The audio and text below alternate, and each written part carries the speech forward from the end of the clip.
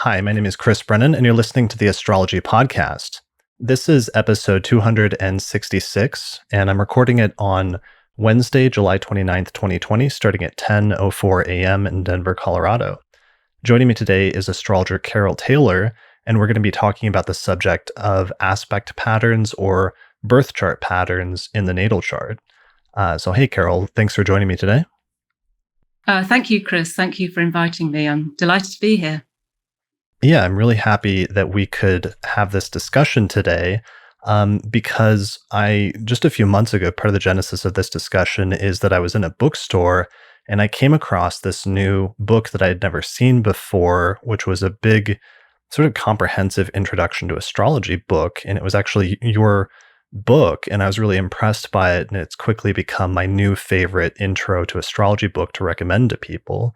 So I wanted to have you on the show today to talk a little bit about the book, to talk a little bit about your background in astrology, and then eventually to talk about a specific topic of aspect patterns, which you have a chapter on in the book.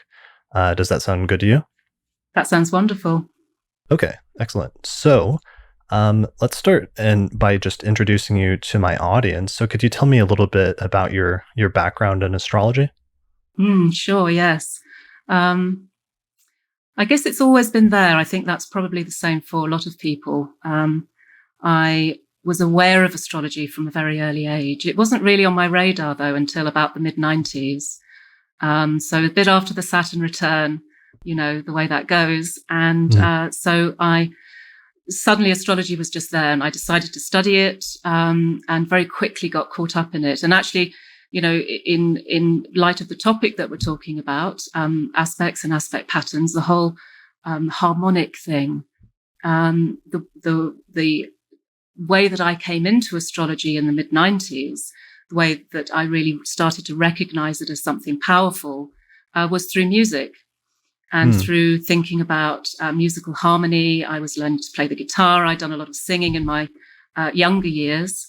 I went to music college and so on. So I was really into the whole sort of harmonic thing. And I discovered astrology, and I discovered the Faculty of Astrological Studies. I discovered that they had a course in harmonics. And so I thought I didn't know anything about it, but I just really needed to study it. So I did the faculty's diploma. That took me about 5 years, a professional diploma. Very proud to have got that. And then that was in 2000, I gained that. And that's with the Faculty of Astrological Studies?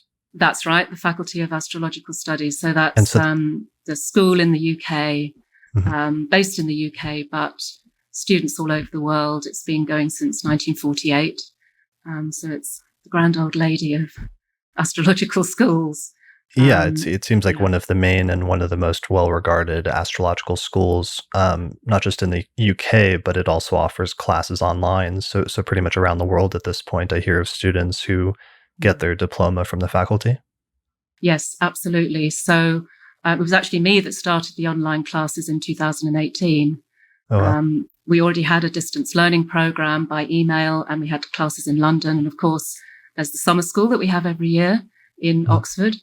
But I really thought that the faculty needed to do online classes. So we have this program of online classes, and it's, gone stratospheric, really. We started with one very small class, and then it's gone up to, I think there's something like 10 running now. So huge thing. Yeah, that's amazing. So you spent 5 years studying at the faculty initially, and you got your diploma there, and then eventually you became a tutor at the faculty? Yes, that's right. So when I got my diploma in 2000, I was invited onto council, and I took over from Sue Tompkins, running the London classes and the summer school. And I became vice president, then president, and I became the director of studies. So I've done a lot of different things at the faculty. And so I've had a sort of 25-year relationship with the faculty. So it's been quite a big part of my astrological life. I'm still a tutor there.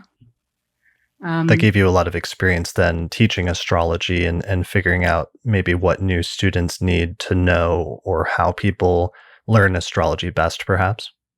Absolutely. I've taught probably hundreds, maybe thousands of students over the years, over that 20 years. And of course, the faculty is always, we have a very comprehensive program of study. And it's really about taking people from beginner stage and introducing the subject, and then taking people right the way through to professional practitioner. So I'm involved at all stages of that process. And that was very much my experience of learning astrology. Was I always knew right from the start of landing into it, harmonics aside, that I wanted to be a professional practitioner. So actually a lot of the training work and the work outside of the faculty that I've done has been about that. So of course, alongside my faculty career, I've had my own astrological practice for 20 years. I have clients all over the world. That's kind of thriving, particularly in these times. Everybody wants to see an astrologer. Right. And you also have other degrees in astrological studies. You went back and did an MA program at one point, right? That's right, yes. In 2014, I did the MA in Myth, Cosmology and the Sacred at Canterbury Christ Church University. So that's the program. It's sadly just closed. They're just seeing the last students through. But that was the MA that Angela Voss and Geoffrey Cornelius set up at Canterbury. And it was the most brilliant experience. It was transformative. It was designed to be transformative learning. And it was in some ways tangential to astrology. So astrology was a small part of what we studied. The history of it, the philosophy of it, astrology is divination, as you would expect with Geoffrey. But it made me see in a different way, I think. And it brought into play something which had been there for a long time, but it was the idea of getting out of the literal and thinking much more from an imaginative perspective. And it's changed the way that I practice, much more on the divinatory side. I think astrology has, there is a strongly oracular element to it. It's made me appreciate the work of Jung in much more depth, Hillman. It's made me think about astrology as an imaginative art. So it's really changed my astrology. So I get a distinction in that. And that sort of started, always been quite academic, I suppose, on the side. And that started an interest in academia. And I now teach from 2018. I've been teaching on the Sophia MA at the University of Wales, Trinity St David. So that's the MA that Nick Campion set up. And, so that's a program. You said the other program unfortunately is closed down, but the other Nick Campion's program is one that's still available if somebody wanted to pursue studies in an academic setting loosely related to astrology. Absolutely, it's very much focused on astrology. It's called Cultural Astronomy and Astrology. So it's looking at expressions and uses of the sky in culture. A large part of that is astrology. Of course, there's the other side of it, which is skyscape archaeology, sacred geography. So there are different levels on which they study. I'm involved very much on the astrological side. So I teach on the Sky and Psyche module. And we look at the relationship between sky and psyche. We look at the Neoplatonist Plato, the Neoplatonists, Marsilio Ficino, and then into the 20th century with Jung, Rudyard, Liz Green, and so on. I also teach on the research module. So I'm quite heavily embedded there really now and enjoying it so much. Great. Well, that makes sense. You have an entire career of teaching, and I love how you started that. Essentially, you started your astrological career, got kicked off with your Saturn return. Do you share your birth chart, or is your birth chart is your birth data public? No, it's not. It's fine if it's not. Okay. I'm not sure I'm that famous to have. Okay. I don't have my own Wikipedia page. Not yet. Do you want me to say my data? Well, I always ask ahead of time because it's okay if some people don't feel comfortable sharing it. If you did feel comfortable, then, people are always interested just in terms of biographical, getting to know a person. I'm absolutely fine with it. I was born on the 22nd of June, 1963 at 3:48 in the morning in London. So I have 14 degrees of Gemini rising. Okay. And what is, I just realized because I usually use whole sign houses, but what's your preferred system of house division? Oh, I'm an equal house girl. Equal houses. Okay, let Equal me house. switch it to that The then. second oldest system, I believe. Yeah, at least. So let me put equal houses on. Okay, here you go. So you have, so it's not showing the degrees, but you said you have 15 degrees of Gemini rising? Yes, it's 1408, I think. Yeah. Okay. And Mercury in Gemini in the first, or in the 12th house, somewhat close to the ascendant, along with Venus in Gemini also. And the sun in Gemini and the moon in Cancer. Great. Okay. So you have Saturn in Aquarius. So that was part of your Saturn return, was that Saturn in the ninth house? Yeah, absolutely. Okay. I love Absolutely. that. It took me back to study days when I was young and the thrill of learning. I mean, I think, if it wasn't me that you were looking at, if this was a client, I think one of the themes that you discover in this chart very quickly is the idea of learning, lifelong learning. That's been very important to me. Mhm. And I suppose Saturn was all about really consolidating it. And Saturn in Aquarius, what I wanted from astrology and what I think a lot of people get from it, well, particularly this was for me, I wanted a subject that brought together all the things I was interested in. I was interested in mythology, I was interested in psychology, philosophy, history. I was interested in and healing, and I spent 5 years as a reflexologist working with clients with immune-related illnesses. So what I wanted really was a subject that would bring together all of those things, that would somehow be holistic and integrative. And of course, that's astrology. So it fulfilled a lot of functions, but it made sense of my life, I think. Mhm. And I hear that with students; they say that all the time. It made sense of my life. It's made sense of all the disparate strands. It brings everything together. Yeah, that idea of it being holistic is really appealing, and tying together a bunch of things that maybe sometimes seem separate, but then turn out not to be. Absolutely, yes. I mean, certainly for me, in terms of different subject matters, astrology to me, it's a quintessentially Gemini or mercurial kind of subject, and there is that sort of hermetic inheritance with it, and it's closely allied to things like alchemy. You hear there's the presence of Hermes, I think, all the way through astrological history, and of course, Mercury is said to be the original ruler of astrology. Mhm. We now have Uranus trying to sort of take over that space. But, and of course, there's something to be said for that. I do also think that astrology has a deeply Chironian aspect to it. So there's probably a number of tutelary deities that you could choose. But for me, being a Gemini with Mercury on the ascendant, Sun in Gemini in the first, there's something about the complexity of astrology, the different branches of it weaving together, all the different ways that you can take it. I mean, as well as I do, we can never get bored. You could spend 3 lifetimes learning astrology and you'd never get bored of it. There'd always be Yeah, more things to study.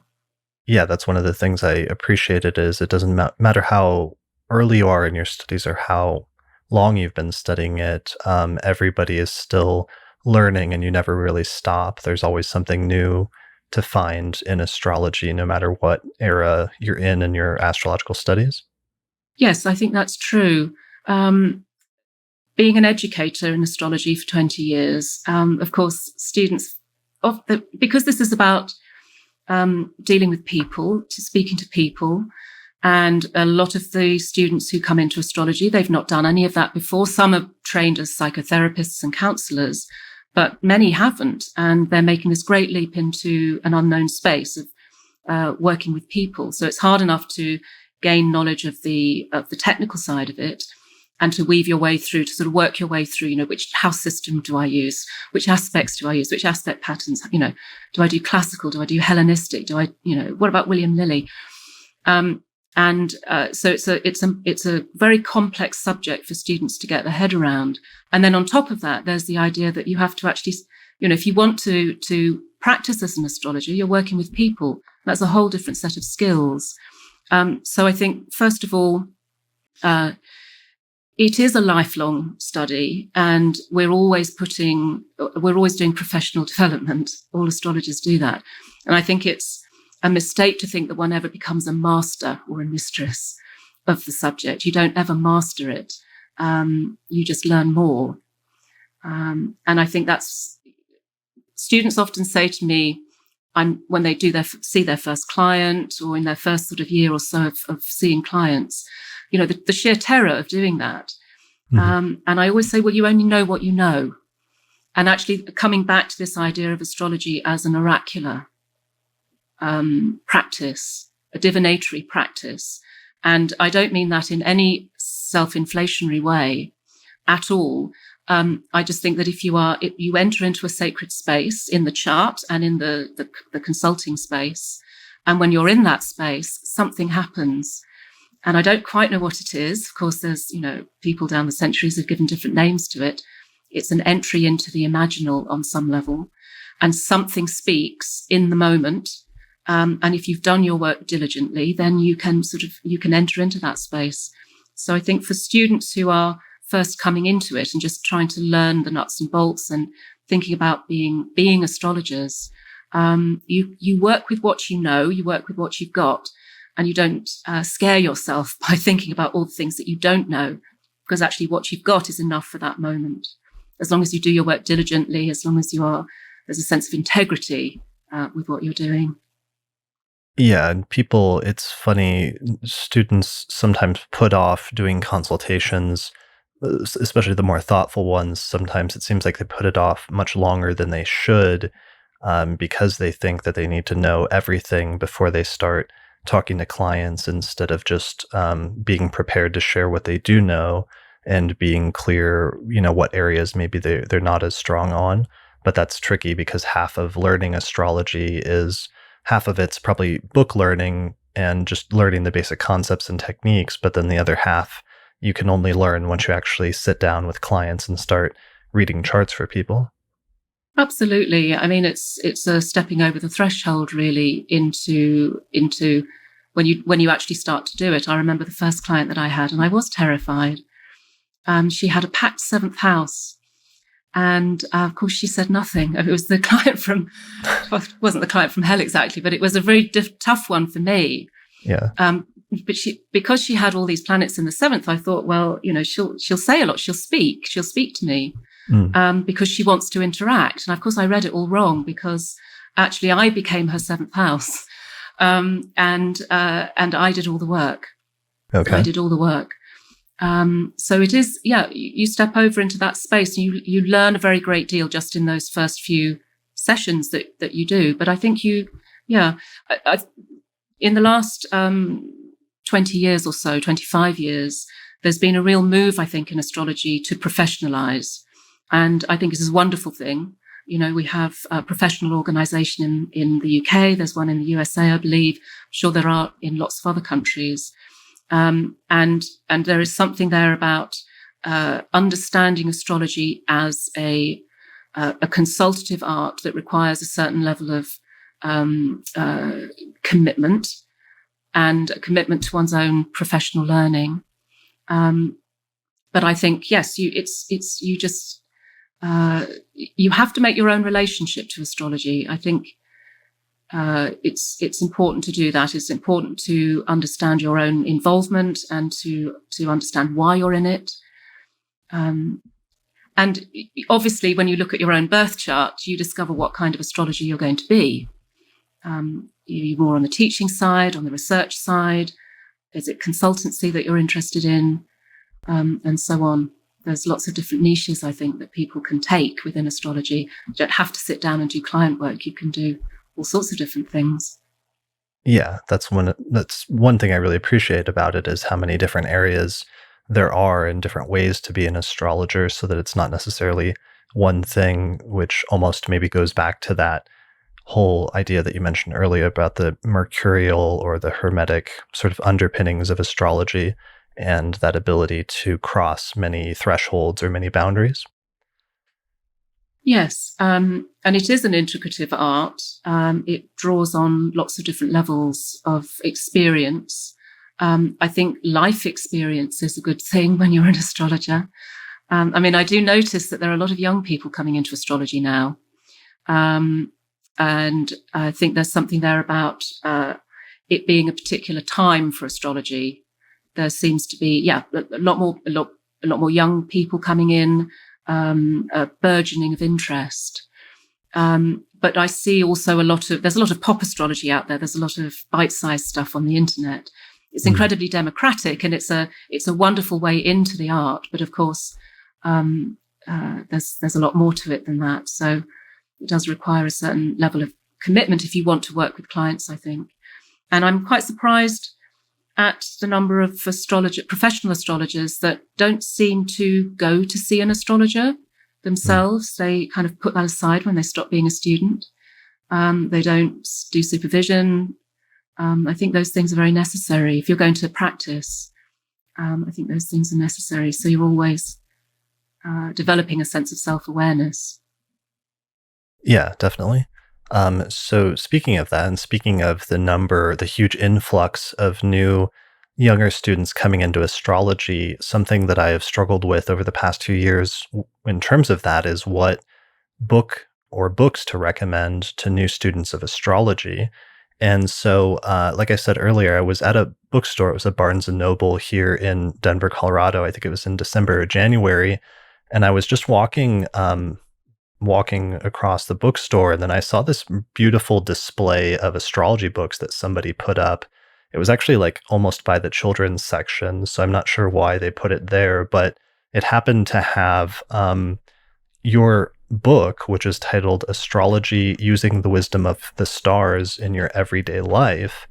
And I sort of picked it up and started flipping through it, not really knowing what I expected to find. And then I was very quickly really impressed by the book. For one, I mean, the initial thing that catches you is just it's a very beautifully illustrated book. I mean, it's a very, very beautiful book and very appealing book. But secondarily, it's very comprehensive and it covers a lot of different topics, and it goes into a fair amount of detail with some of the different topics that it does cover, even though it's doing so in a very it's giving you a broad overview of everything, and it never gets too dense or too overwhelming, but instead it sort of tries to touch on just about everything in one way or another. And I really appreciated that. So this book was published in 2018, right? Yes, that's right. Just in time Okay. for the Christmas market. Yeah. So what was the genesis of this book? When did you start working on it, or how did it come about? Oh, well, again, it was Sue Tompkins, who was one of my tutors at the faculty. We've been sort of friends and colleagues ever since and kept in touch over the years. And she put my name forward for it. Dorling Kindersley were looking for an author. And Sue thought that I would be a good one to choose. Up until that point, I'd done a lot of writing of articles. I wrote a lot of the faculty's course material. Being director of studies, I contributed a lot to the course material, and I loved the process of writing. But up until that point, the only thing that I'd actually contributed to in a book was there was a book by the Faculty of Astrological Studies. They set up their own press. We set up the press in 2015, and we produced a book called Journey Through Astrology, and I contributed a chapter to that. So it's 10 chapters of various tutors and so on at the faculty, Melanie Reinhardt, Darby Costello. And that came together as a book looking at the personal journey through astrology. That was the only thing I'd ever published up until that point, and I was co-editor as well. Mm. And so taking this journey with the Dorling Kindersley book was very interesting, and working with a major publisher was very interesting, and trying to distill everything into 500 words per double-page spread was very interesting. Yeah. Because of course astrology is so vast. But it was a joy to do. It's a very ambitious book in many ways. It's got two parts. So the first part is, so there's a general introduction and looking a little bit at the history and philosophy. Then it takes you through all of the different component parts of the chart, all the nuts and bolts, and then it takes you through how to put that together in a whole chart reading. And then there's a second part, which is using astrology in different life situations. So everything from cradle to grave, really, looking at money and finances, looking at professional life, parenthood, marriage, relationships, navigating lots of different situations. So actually, in many ways, it was the culmination of, at that point, I did the writing mostly in 2017, beginning of 2018. So it was about 18 years that I'd been a professional astrologer and doing teaching. And it was the culmination really of that and all the client work that I'd done. And it just flowed very easy. The writing flowed very easily. Yeah, I love that. Yeah. That's very unique that you have the whole first half is the introductory stuff and learning the nuts and bolts of astrology. And there's a little bit about the history and the philosophy. But then how the entire almost second half of the book is you have it broken up into individual topics. Like if somebody had a question about career, how would you approach that with astrology? And it gives them a little introduction to that. Or if somebody asks about relationships, how would you approach looking at that in the birth chart? And that's a very great idea, especially for an introductory book. You don't usually find that. So it was a really unique approach. I think so. It was quite, it was ambitious of Dorling Kindersley to do it that way. Because of course, this was aimed at people who have maybe some knowledge of astrology, but also people who are complete beginners. It's a layperson's book in many ways. It's an invitation in. Although I hope it's of value to people who already know some astrology, kind of companion to one's studies. But it's what we wanted to do was to make astrology not only accessible, but not just the nuts and bolts, not just, how do you interpret Venus in the 10th house or Mars in the 6th. We wanted to show how you can bring all of that together, because the most difficult part of astrology, of course, is integrating, synthesizing everything that you know into a whole chart interpretation. And of course, when you do client work, people are interested in all sorts of different aspects of their life. They have come with many, many questions. There's always a curveball question, which you're not expecting. So I think it's important that astrologers think about these different areas and how you can very quickly get the information that you need from around a chart. So it was aimed at that, really. And of course, astrology applies to absolutely every aspect of life. You can apply it to every aspect of life. And I'm always stunned at how astrological configurations describe some of the most mundane, ordinary, literal, often quite funny manifestations, right the way through to the most deeply psychological, and often in the same configuration. Mm-hmm. Yeah, definitely. That's one of the funny things about astrology, since it does describe our lives, and a good portion of our lives deals with mundane topics and very basic topics. So one of the things about your book is it's very comprehensive, and I always, because students will often ask, like, what if you had to buy one astrology book, that covers everything, which one would you recommend? And unfortunately, there's never really a book that covers everything, but my recommendation used to be Parker's Astrology, although that's an older book that's been in circulation and reprinted at different points a bunch of times. And up until recently, that was my main recommendation, but now your book sort of became that. And I was just curious to what extent you had that in mind as something you were almost replacing, or something you aspired to do, or be just as comprehensive as, or even to exceed. Since to me, like, that's one of the things that this book does, is it kind of replaces Parker's as like the book if you want to buy one book to learn astrology with. Well, I'm very flattered. I'm not sure I set out to sort of knock Parker's off the top spot. Okay. Parker's had been out for a long time. It was one of the books that I read when I was a student. It was a hugely fun book. I don't mean that in any sort of superficial sense. It was it's a very attractive book. Mhm. So in a way, what we wanted to do was something slightly different to that. They didn't want to just do a rehash of what Parker's was doing. And one of the things that Parker's didn't do was really to bring everything together and look at life situations and look at how to interpret charts. And what happens when a person is faced with a particular kind of life situation, how can you use astrology to navigate through that? That was something new. So it wasn't designed to replace Parker's. It was really designed to do something slightly different, to provide all the necessary information, like a sort of encyclopedia of all the different pieces of information that you can gain from a chart, but then to do this intricative and piece of synthesis. It's given me a taste for writing. And of course, now I've got several books on the go that I'm in the process of writing. One Good. actually on aspects and aspect patterns. So watch this space on that.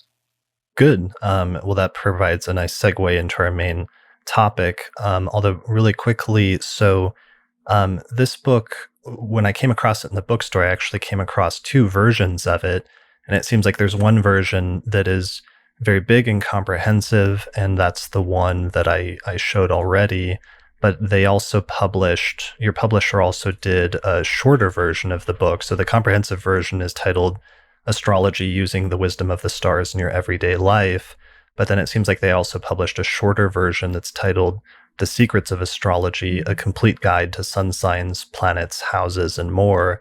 And that's essentially the same book that contains all of the intro to astrology principles and concepts from the first half of the book, but just doesn't go as much, or takes out the section in the second half that deals with addressing or delineating individual topics like career, or relationships, or travel, or other things like that. Is that right?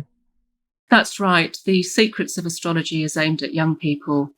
It took the first part of the book, the nuts and bolts side of it, and reworded it to be aimed at young people. They wanted to aim at round about the age of 10, 12. So that's why it doesn't have the life situations, because, obviously 10-year-old doesn't have a career or faced with ideas of, what to do when you become a parent and so on. So Right. That's why that was taken out. It's a sort of child version for children. Okay, well, that's really funny, because that's actually the version that I found. Like, this is the actual picture that I took where I was walking across this bookstore, and this display in the children's section caught my eye, and that was the first version of the book that I saw. And then a friend of mine texted me 20 minutes later and said, "Was that you that was sitting in the children's book section looking at astrology books?" And I laughed and said, "Yeah." And they said that was very in character for me, but that was how I discovered the other books. So basically, the other one's more geared towards kids, I guess, but it's still the same. It seemed like the same sections of the book, so it's not necessarily simplified or dumbed down too much. It just isn't as comprehensive. That's right. Yes, the idea wasn't to dumb it down, Okay. because children are very intelligent. They know what's going on. Sure. And I think there's something very instinctive about astrology. It's because it's this archetypal, this language of symbols. And, even at a young age, I think, and so many of the people I come across, so many of the students I come across, they say, I discovered astrology when I was 8 or 9 or 10 or, quite young. Mm-hmm. And there's something very instinctive about our connection to astrology. So I think it's a mistake to speak in sort of baby tones to children. But you do obviously need to take out some of the things that are just not relevant. So that was the idea there. Okay, that makes sense. Well, I would definitely recommend, if people are trying to make a choice between the two, to just go for the more comprehensive one, even if it's a little bit more expensive, just because it's worth it because of how much more it contains. And the version that I got even had, from Barnes & Noble, had some like flashcards that it came with at the end for learning planets and signs and houses, which was very useful as well. I don't know if that's in all versions. It was just a little bonus. All right. So why don't I think that's a good transition into our topic today, where at one point in the book, you have a treatment of what you call aspect patterns. And I think there's different names for this. It's like I've heard it as aspect patterns or birth chart patterns or planetary patterns. I'm not sure if I'm forgetting any, but it's just a general topic of different formations that involve, I think, three or more planets in a chart. I think that's how you defined it in the book, right? Yes, I mean, astrological listeners here will recognize the idea of aspect patterns, I hope. So, just broadly speaking, yes, three or more planets brought together by aspect into a configuration. Well, I was going to say recognized configurations. Of course, there's a number that probably most astrologers or most astrologers working in a sort of modern context, sort of broadly modern psychological context would recognize. I only deal with a certain number in the book because, of course, there's probably endless numbers of, not quite endless, but numerous patterns that you could think about in a chart. And any chart is going to throw up combinations of, Venus connected to the sun, which is also connected to Mars, which is also connected to Jupiter, and does that form a pattern? On the internet, I came across just a few days ago some drawings by Michael Erlewin, astrologer, wonderful astrologer Michael Erlewin, and he's given names to all of these patterns, these aspect patterns. I assume that it was him that gave them the names, and there's quite a few of them. As astrologers, what we're doing when we're looking at charts is describing what we see. We're interpreting what we see. But of course, most astrologers would probably recognize a certain number of recognizable patterns, like the T-square, the grand cross, the grand trine, and so on. And that's certainly part of the way in which I look at charts. I'm always looking for aspect patterns. Because I'm seeing those as they show something of a complex, they show something of an integration of planetary drives and archetypes coming together into a pattern of behavior or a pattern of experience which repeats itself again and again in lots of different sets of circumstances in the person's life. And they're dynamic. And there are lots of different ways in which any one pattern might present itself in the course of somebody's life. So I think it's a dynamic energy, and it's something that I was quite surprised, really, in my astrological studies to see that the classical astrologers, traditional astrologers, don't really recognize these patterns because I didn't come up through that route in my training. I was quite surprised to see that, but. Yeah, Yeah. you would think aspect patterns seems like more of a recent thing. Like I know one of the Yeah, earliest authors is Mark Edmund Jones, and I'm not absolutely. sure he's basically like the founder of modern aspect pattern theory for the most part. And I think he defined most of the standard ones today. But you're right, it's surprising that there's not a lot of discussion of that in ancient astrology. There's a little bit in Indian astrology, like I did notice in the Yavanajataka in like the 2nd century, that they do have some groupings of different sort of planetary standardized patterns that they'll give different names to. But at least in the Western tradition, it's much more of a recent concept. Yes, I think so. I mean, obviously, aspects go way back, and Ptolemy outlines them, Manilius outlines them, Mhm. and we have sort of standard ways of seeing aspects. And then Kepler brought in, I think, the quintile, the biquintile, and the sesquiquadrate, because he was, of course, very interested in harmonics, wasn't interested in the houses, wasn't even really interested in the zodiac, but was very Yeah. interested in harmonic patterns. But it really, yeah, absolutely right. I'm not sure that it was Mark Edmund Jones particularly that brought in the idea of these aspect patterns. He has the chart patterns. Hmm. I'm perhaps not so familiar with Mark Edmund Jones's work on aspect patterns, but certainly on chart patterns, the locomotive, the bucket, and the splay chart, and so on. So Okay. distribution of planets around the chart. Do you know Um, who did introduce, or who some of the foundational authors are that talk about aspect patterns in particular? Rudyard talks about them. Hmm. Yes, Rudyard talks about them. He talks about the grand trine. He talks about other patterns. He doesn't talk about all of them, all of the ones that I would be familiar with. Hmm. My instinct, and although I don't actually have any evidence for this, but my instinct would say that it was perhaps with the cosmobiologists, with Alfred Witter Hmm. and the German school at the beginning of the 20th century, resurrecting the ideas of Kepler and looking at the chart in terms of harmonic resonance. That Right. really started to bring in the idea of a possibility of a pattern that resonates around the chart. And the idea that Rudyard talked about, the idea of an aspect pattern being, it has to contain planets that work around the chart into a sort of, it integrates planets from around the chart. So really, I think Rudyard is the first one who's really talking openly, perhaps, about that in the 1960s and 70s. There are other. I'm trying to think of the other places where I think Carter talks about aspect patterns in the Charles Carter. Encyclopedia of Astrology. So what's that? The 30s, 40s, Okay. Right. something like that, or into the 50s. But I think really some of the patterns that I had considered when I was training to be quite standard, things like the mystic rectangle and the hard rectangle, the finger of the world, and so on. I think they're probably fairly recent. I think they're Okay. probably very recent.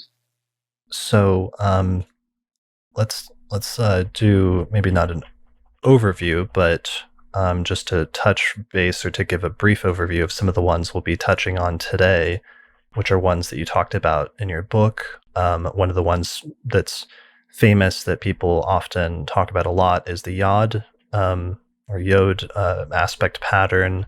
And there's also the T square.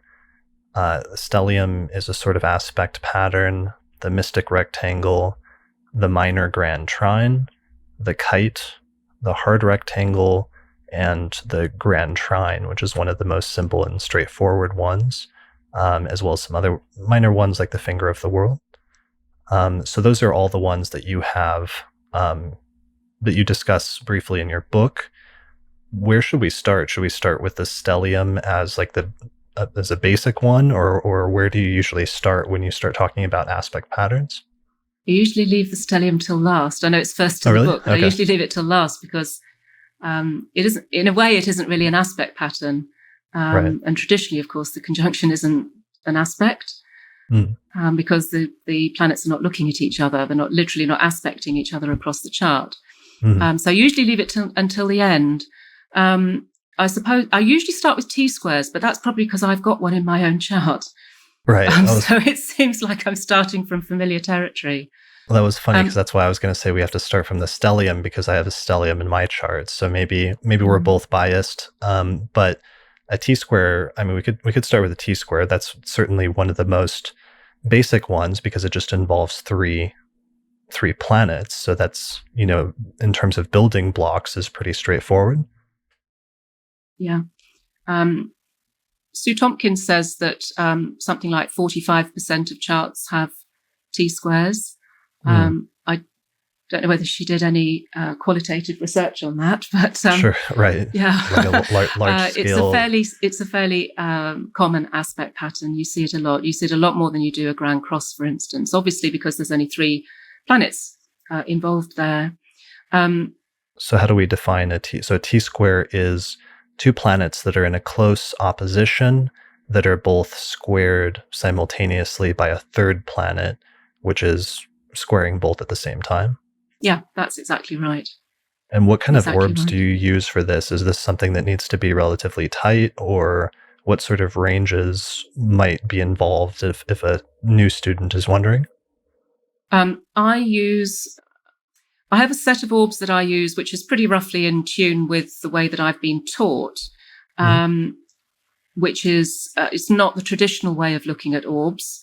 I'm looking at orbs of aspect rather than the idea of a planet having an orb around it. So I'm using, for the opposition and for the square also, I'm using an 8-degree orb. So Okay. there's an allowable orb either side of the exactitude of 8 degrees. For me, Okay. I mean, it's not an exact thing. It's a bit like a photograph that comes into and out of focus, but around 8 degrees. Okay. And additionally, this is a kind of a side note, but I meant to bring it up earlier. So you said you used equal houses, and there's a tradition of using equal houses that's specifically like from the faculty or one of the founders of the faculty, right? Yes, well, the faculty was founded in 1948 in the UK, and at that time in the UK, really Equal House was, I think, the one that was the most popular. And it was the one that Margaret Hone used in her textbook of astrology. And Margaret Hone was one of the founders, one of the 5 founders, along with so there were 5 founders who founded the faculty out of the Astrological Lodge of London. And so the faculty started to use Equal House, Mhm. and it's become a tradition really since then for the faculty to use Equal House. I do Okay. sometimes stray into Placidus. I had my chart read in Placidus and Koch and in Equal. Yeah. Yeah, that's just really it's really cool. Placidus is usually such a dominant system in modern astrology, at least in the US. And then Holstein has seen a resurgence in the past 10 or 20 years. But it's interesting that Equal is so popular because of that lineage in the UK and specifically with the faculty. So I'm always interested in learning more about how that works or how you've integrated it into your practice and things like that. Yes, I mean, I'm of the opinion that that all of the house systems are valid. They all work. Mhm. And again, this perhaps comes back to this oracular element that actually, when you go to see an astrologer, what you are engaging with, it has a sort of energy trail. It starts with a question, it starts with a seeking, and it ends up in the consulting room or online with the astrologer having the chart reading. And therefore because it troubled me for a long time that there were lots of different house systems. I think it troubles a lot of astrologers, Mhm. particularly students. They think, well, which one is the right one? And actually, I don't think it's the right question to ask. The right house system is the one that you're using. And you can trust that what is going to be spoken about that comes from that house system is the thing that needs to be spoken about in that session, because you know that you can't get through everything that could be said about that person in your 90-minute session, however long your session is. So there is this sort of divinatory element to it, and you have to trust that what you're using is the right one. Equal House works for me, but I don't discount the others, and when I look at my own chart, I will look at my own chart in other house systems too. Mhm. And I've had some quite extraordinary experiences I had a reading with Melanie Reinhardt once, and she used Koch, where my 3rd house planets go into the 4th, and we spent the entire session talking about my father, which I was totally not expecting. Mhm. But it was the thing that needed to be spoken about at that particular time. And it was the end of a grieving process, and it allowed that grieving process to take place. So I think it's, as an astrologer, you have to choose a house system that you think works, that has some sort of, you understand the philosophical and technical underpinning of it, the technical basis of it. It speaks to you and you work with it, and it's in your toolbox, as it were. So I don't worry too much about, please, miss, why do you use Equal House? It's a Right. question that everybody always asks, because so Sure, many sure. people use Placidus. But Yeah. Placidus was, I think, was popularized very much has been by the psychological astrologers, by Liz Green, Howard Sporthouse, Richard Idemon, and now Lynn Bell and Melanie Reinhardt, etc. Well, actually, Melanie uses Koch, but so many of them use Placidus. Sure. Well, and there's not a Yeah. huge difference if you're, using different quadrant systems and just, moving the intermediate cusps a little bit. That's not like a huge difference compared to jumping to equal houses where the cusps will be much different, or Mhm. jumping to whole sign houses where the cusps are much different. Um, Yeah, but just quickly for anybody that's not familiar with equal house, and if I can just use your chart again as an example, you just identify the degree of the ascendant, and then you measure 30 degrees forward, downwards, and that becomes the first house. And then you Mhm. measure 30 degrees from there, and that becomes the second house, and so on and so forth, correct? Yeah, that's right. So you end up with an MCIC axis, as you can see in the chart here, my chart here. The MCIC is floating, and it can land anywhere between, the MC can land anywhere between the 12th to the 7th house, Mhm. depending on your latitude, and ditto with the IC anywhere from the 1st through to the 6th, I, depending on the latitude and the I love time of that. day that you were born. I love that because that's also true of whole sign houses, but it's not something that usually in quadrant houses, that doesn't happen at all. So how do you end up interpreting that in equal houses? Do you still pay attention to the degree of the midheaven and where it falls, or what equal house it falls in, or um, does that not necessarily play any role in equal houses? No, absolutely you do. And, you know, obviously there's the 4th, 10th house axis there also. And then you Mhm. have the MCIC. And so you have the potential for there being a slightly different thing being said by those two axes. And in my experience, there is something personal, interior, um, uh, something quite private about the MCIC axis. So the IC becomes not so much our legacy from the past, which the 4th house very definitely is, our sense of our roots and our family roots and our inheritance from our family. The IC becomes this place where that we have to identify. We have somehow during the course of our life have to identify as being the root that we want to come from, or the root that we want to put down in order to be in the world as an individual. And I think the MC is perhaps less about fulfilling the expectations of the ancestors or of our family, of our parents, and doing something which is entirely unique to us. So this free-floating MCIC axis is actually quite helpful, I think, in giving us two different places in the chart where we can see roots and flowering, home and profession, if you like. I also like the idea that what the equal house system does is it gives you the nonagesimal. So it gives you the point that's 90 degrees above the horizon, above the ascendant, Mhm. where the most elevated planet will be. In my chart, which you haven't put in, of course, it's Chiron, the hidden planet, Oh, yeah, let No, me that's put that in. fine. That's absolutely fine. That's my most elevated planet. So the So, equal house system gives you the chance to do that. and There it it is, right, shows right on the nonagesimal point. also the most elevated point of the zodiac, or the ecliptic, Yeah, coincides with the nonagesimal, yeah, which is the 90-degree point relative to the ascendant. absolutely, absolutely.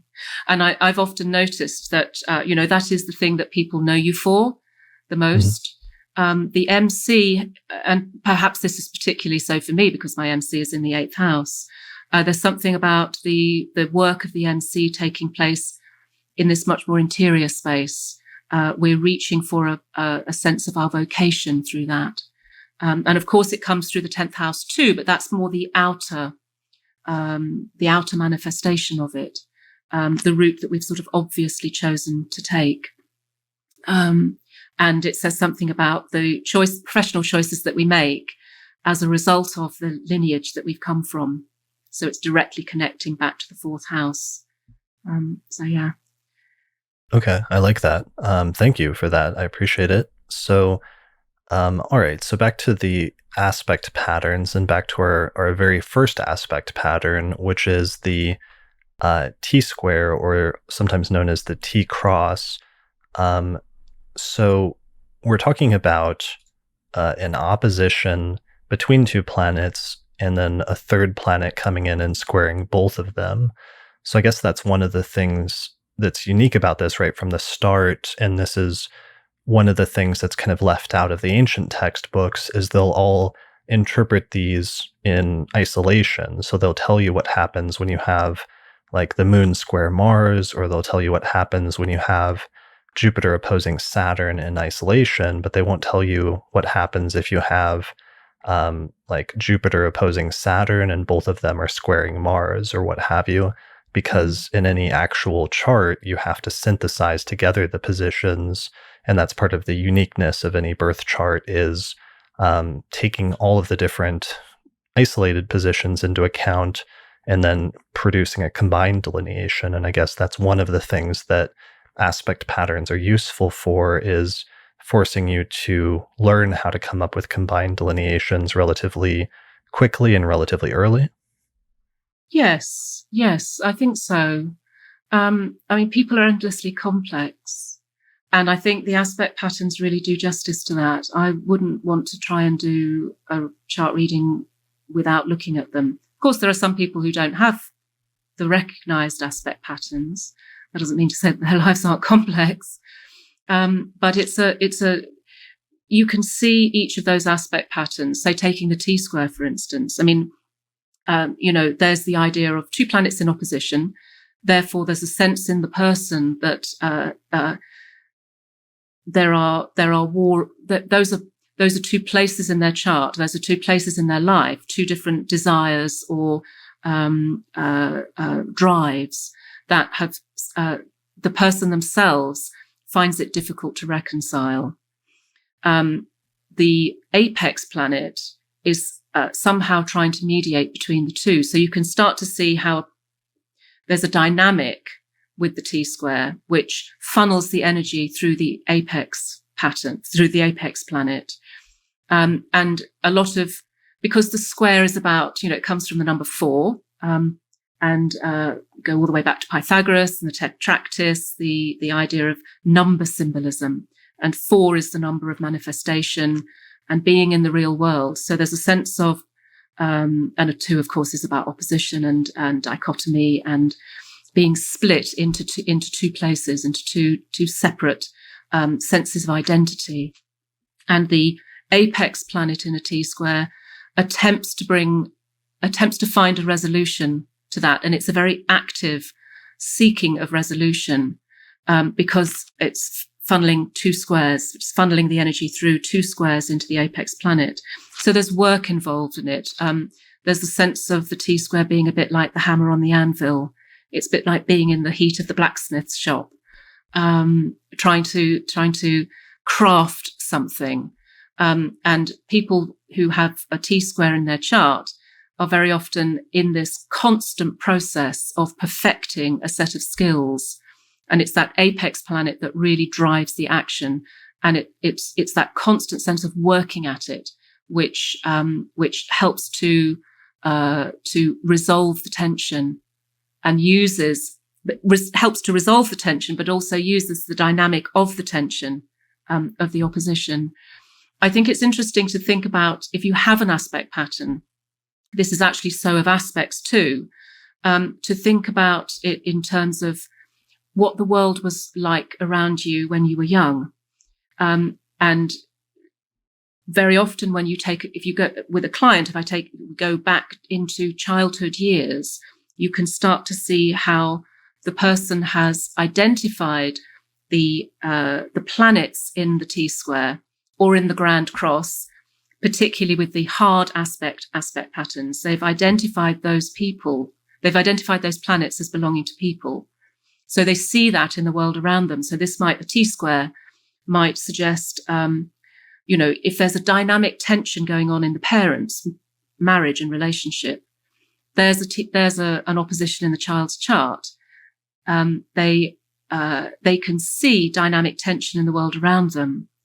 And so they start to project the energy of the planets in opposition onto the two parents. And then maybe the child themselves becomes piggy in the middle, or there's a sibling that acts out the apex planet. So you start to see, as the child, you start to see this, you start to see that aspect pattern dynamically in the world around you. And then it becomes the reality. I mean, it's obviously your aspect pattern, so it's how you are as a person, but it's also reinforced in the real world around you. So that T-square, and it doesn't even have to involve the seventh house or Venus. You can start to see how that's going to be a dynamic in relationships, in professional relationships, in romantic relationships, in absolutely everything the person does. It's a huge driver. People with a T-square tend to be dynamic, always working, never letting themselves off the hook. There's always more work to be done. And it's particularly around that apex planet. I've got to get this right. I haven't quite got there yet. The sword isn't quite sharp enough. Yeah, I like that. But there is at least the potential for resolution for it in some way. And there's almost a sense of optimism in that way, since the opposition itself can sometimes be more tense or can lead to like a standstill between those two planets. But with the square, perhaps there being some sort of outlet potentially. Absolutely, yes. If you just have an opposition in the chart, there's a sense that something doesn't get resolved. There's a feeling perhaps that something doesn't get resolved. Although I think also, there's something about aspects, all aspects, no matter what kind they are, in a sense are trying to become a conjunction. They're trying to resolve themselves. An opposition by itself, without the T-square, without the apex planet, is trying to resolve itself by finding activities or ways of being, professional outlets, skills, which consciously and dynamically and creatively bring together those two opposing sides. The idea of going into one side and feeding and being in that place and taking experience from that, and then bringing it back into the other side, and bringing the experience back to the other side, and just oscillating between the two. But when you've got a T-square, you've got this apex planet that's really, yes, there can be a sense of resolution briefly, I think. That was a job well done. And then you're off. T-square people are great goal setters. There's always more to be done. Yeah, I like that. And that idea, just because that's something that comes from the idea of hard aspects, as well as that tension sometimes leading to movement or leading to productivity. And I guess one of the ways that you interpret this, or one of the things that you point out, is that if you have a close T-square, part of your access point for interpreting it is understanding the commonality between those planets. And one of the commonalities is that they're all going to have the same modality or quadruplicity in terms of the signs that they're located in, right? Yeah, absolutely. It'll be, unless it's out of sign, you're going to have a cardinal T-square, a fixed T-square, or a mutable T-square, and they all have their different flavors. The cardinal tends to be the most dynamic. There's a sense of being always in constant motion. And the fixed T-square, fixity is very good at staying the course. So sort of long-term goals and projects. And there's a sense that the personality is carved out of experiences of being put into maybe quite high pressure situations. A person with a T-square anyway, any kind of T-square, is like unlikely to be happy in long term in situations where there's a great deal of ease and there's no goals to be set, there's no things to be achieved. But fixity is there for the long haul. So there's a great deal of resilience bound up in that. It's almost like a war of attrition. I'm just going to sit here and wait until the problem has been solved. And the mutable T-square, mutability has this sense of setting goals, but never really, always being taken in lots of different directions and never really settling on one thing. So there can sometimes be a sense of dissatisfaction with a mutable T-square. you want something to happen, but you don't quite know how to go about doing it. But there's a kind Sure. of dancer quality to a mutable T-square. And I have known people with a mutable T-square who actually, particularly one I know with Venus and Mars involved, who is a dancer. And she makes a virtue out of being light on her feet, but being incredibly dynamic at the same time. Mhm.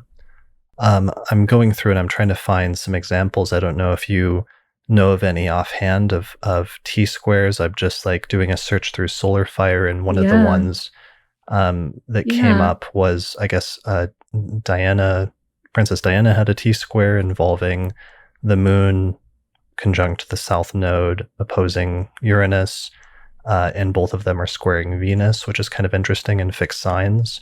yeah. I don't know if that's one that you've used before as an example. I haven't used Princess Diana's chart for a long time. I was just thinking that she was on the. They played a clip of her on the television the other day in the UK television, Mhm. and it was the interview that she did with Martin Bashir, where she was talking about the phrase she used was, "There are three people in this marriage," so it was quite crowded. Talking about Camilla Parker Bowles That's and a great the analogy affair with. for a I T mean, square. absolutely. There's so many different levels on which you can interpret that T-square. Mhm. And of course, some of them will be incredibly private, and it's difficult to talk about Diana because she was so, yeah, she had astrologers who talked about her, um, and Right. shouldn't have. They went to the press, but they shouldn't have. That was part of the complicated history of Mm, some things that happened with astrologers and her, that actually had some repercussions in in the astrological community at one point, didn't it? absolutely, yes. So the faculty's diploma, you have to sign a code of ethics, and there are, in as far as I know the history, there's only ever been two people who've had their diploma taken away, and they were the two people who went public with their private knowledge of Diana because they were her astrologers. Mm. So it's difficult talking about Diana, I think, because but in the Moon Uranus opposition, you see you see the independent woman in that T square, and you see her juggling those roles, and particularly bringing in the nodal axis. There's something there about juggling the roles of mother, and but also this incredibly beautiful style icon. Mm. Maybe one of the ways in which she managed to find her place, and Moon in Aquarius opposite Uranus, there's something there perhaps about feeling like a stranger in your own home. The search to find a place to rest and to feel comfortable about being different in the way that you think about things, or having a slightly different take on life. Mhm. And maybe some of the way in which she resolved it was firstly through sixth house things. She was obviously involved in a lot of service orientated work. And she was very good at creating relationships. And was just thinking about when she was the first person to publicly put her arms around somebody who was dying of AIDS in a hospital. And it was a Right. game changer in terms of attitudes towards AIDS and HIV. And so maybe there's something there, but also, styling herself as somebody beautiful, having this incredibly different kind of style. She was unlike in the way she dressed, in the way she acted, the way she presented herself as a woman. She was unlike anybody. So Mhm. I think she used that T-square very well. Yeah, Yeah. that's a really good example, and so it brings up a few points just about aspect patterns in general. One of them being that it's one of the first things that sometimes astrologers go to because it's one of the first things that will catch your eye in a chart, especially if it's very close, if it's within a few degrees, and especially if I mean, different astrologers have different styles, but if you draw aspect lines in your charts, for example, it just automatically, you're going to start seeing these patterns pop out to you. And that's therefore going to draw your eye. And it becomes one of the episodes I did last month was first steps in interpreting a chart. Mm. And certainly for some astrologers, one of the first things that they will notice is if there is an aspect pattern in the chart, just because it kind of draws your attention to it right away as soon as you start looking at a new nativity.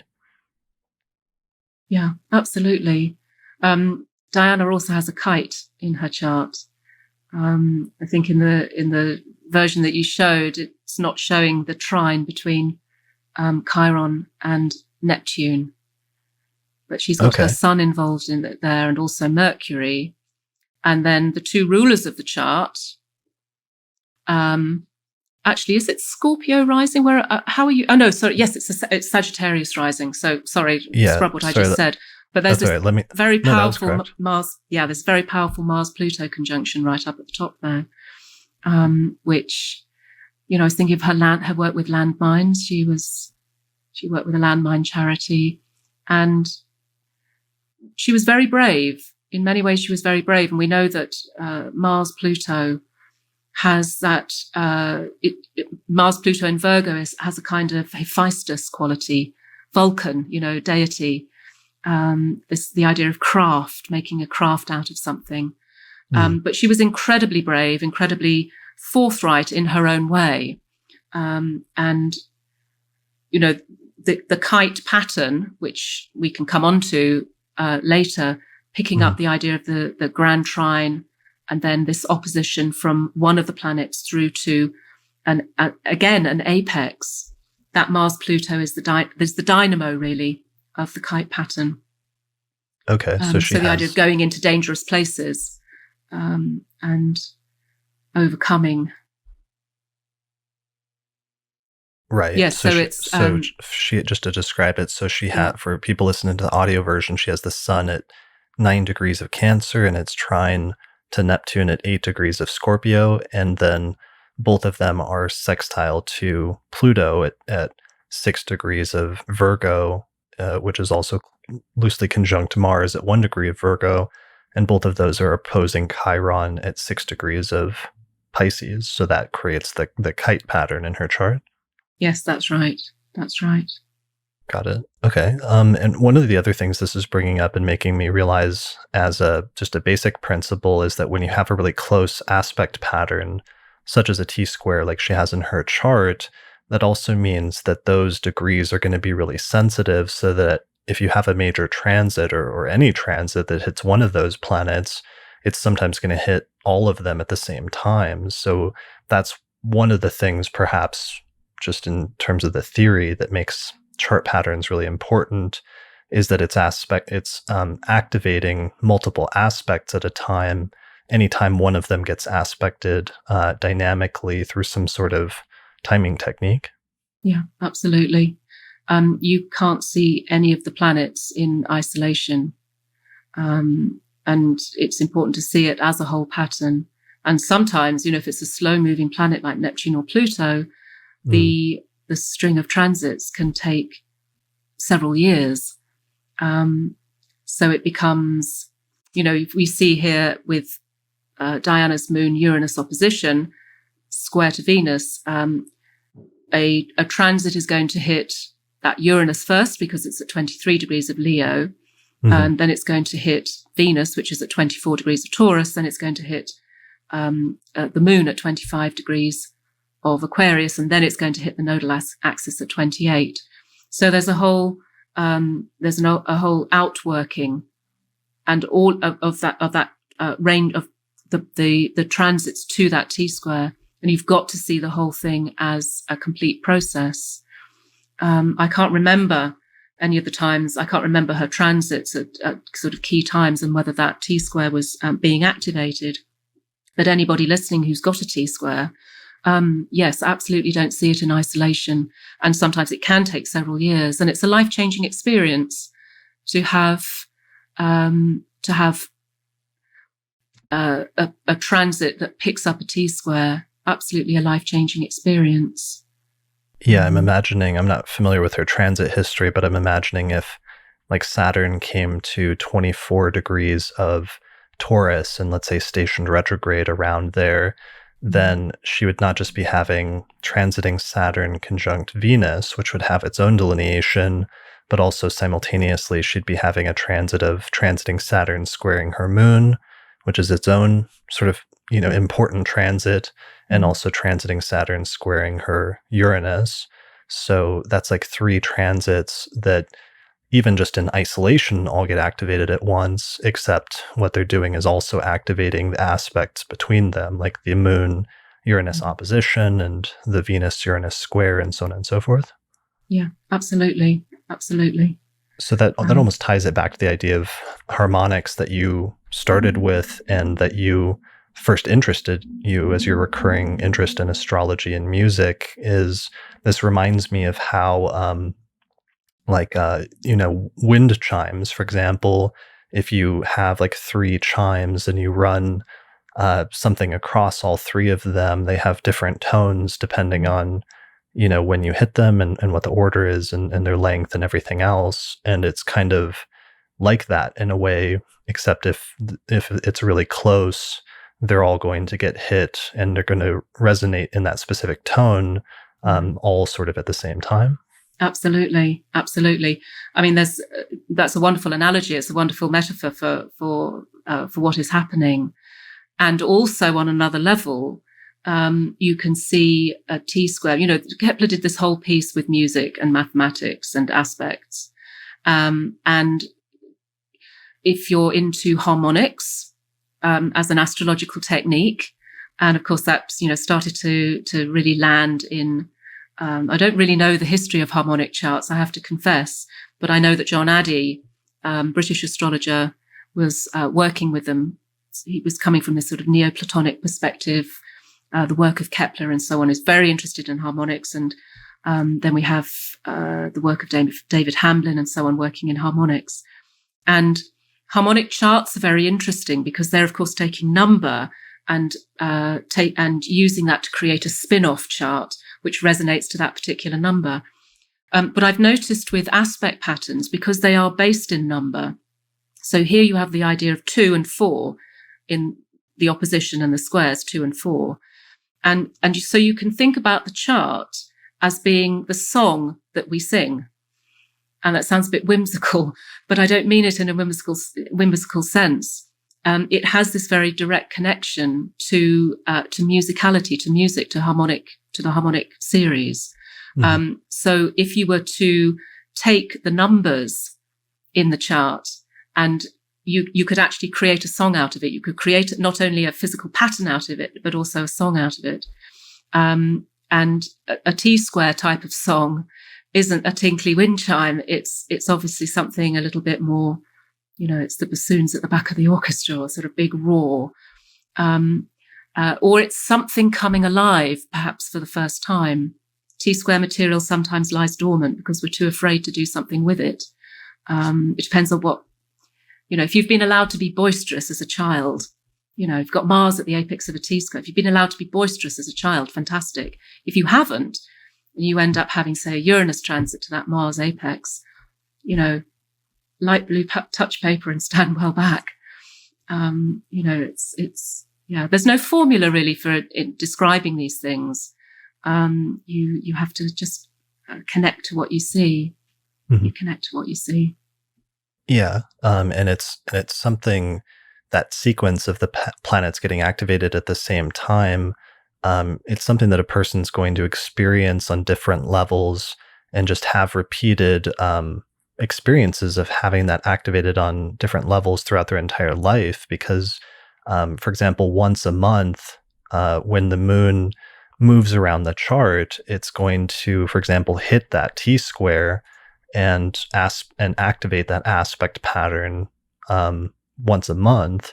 And Mercury will do the same, or the Sun will do the same once a year, and Venus somewhat similar, and then Mars will do the same thing every 2.5 years, and Jupiter every 12 years, and Saturn over the course of 30 years will aspect that pattern in the same way.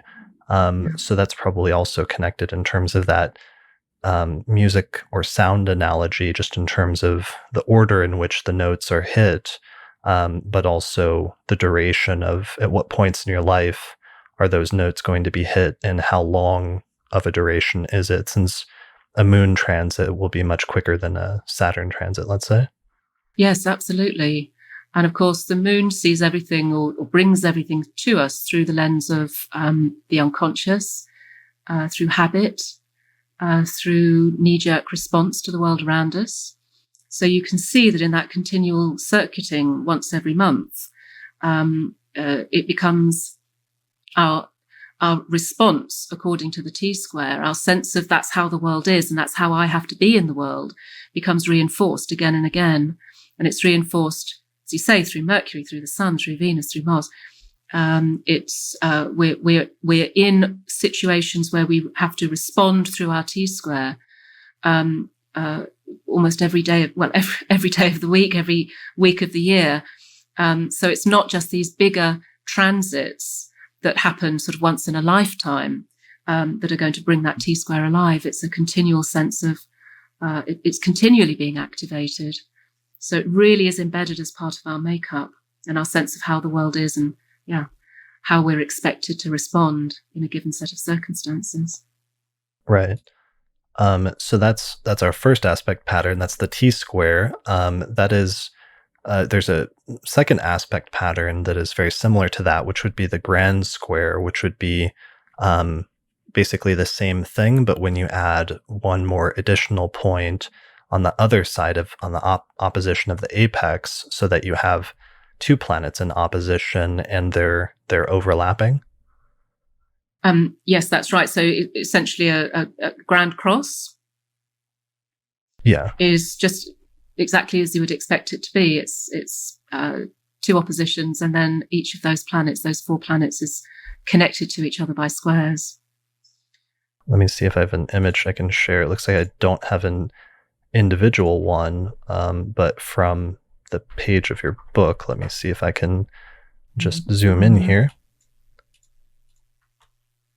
There we go.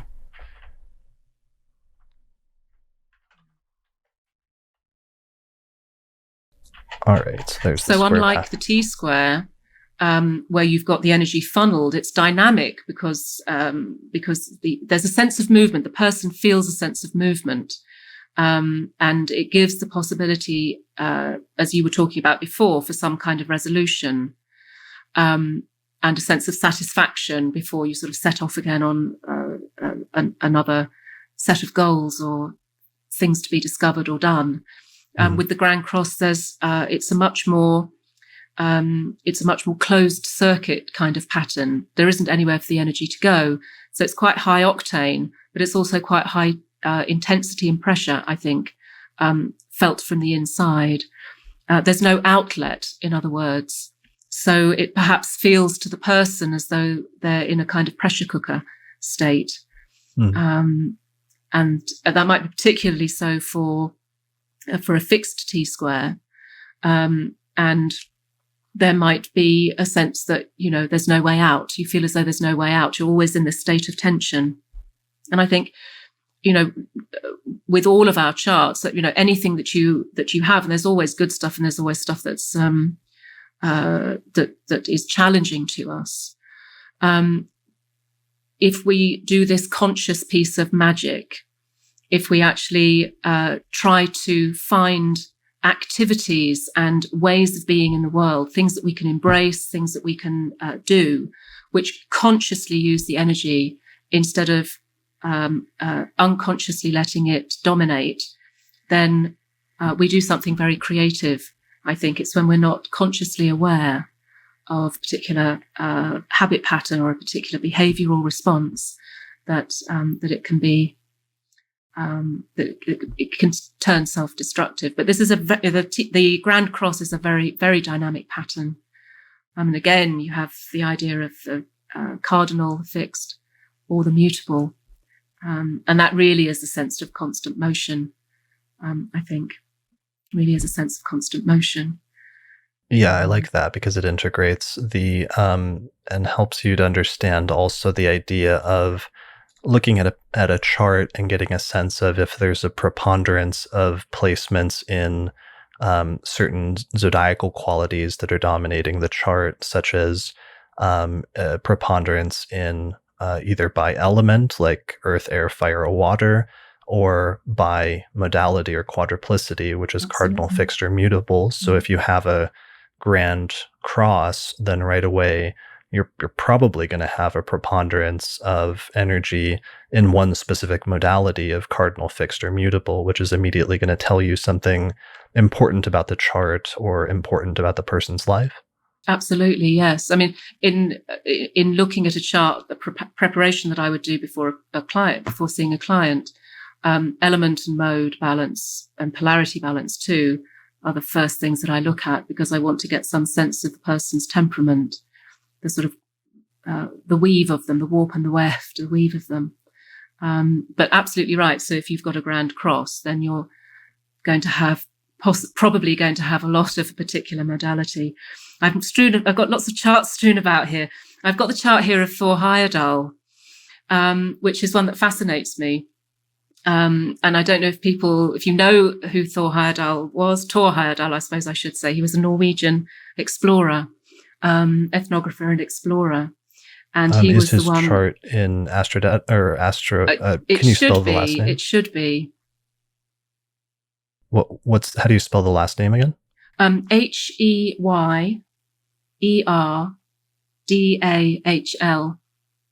Heyerdahl or Heyerdahl. I don't have it in my current file. Would you mind giving me the data? What was his first name again? Thor, like the thunder god. Okay. And sorry, what was the last name again? Heyerdahl. Okay. Dahl.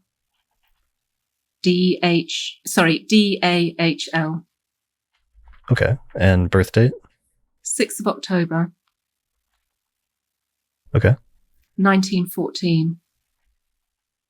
What time? 4:40 p.m.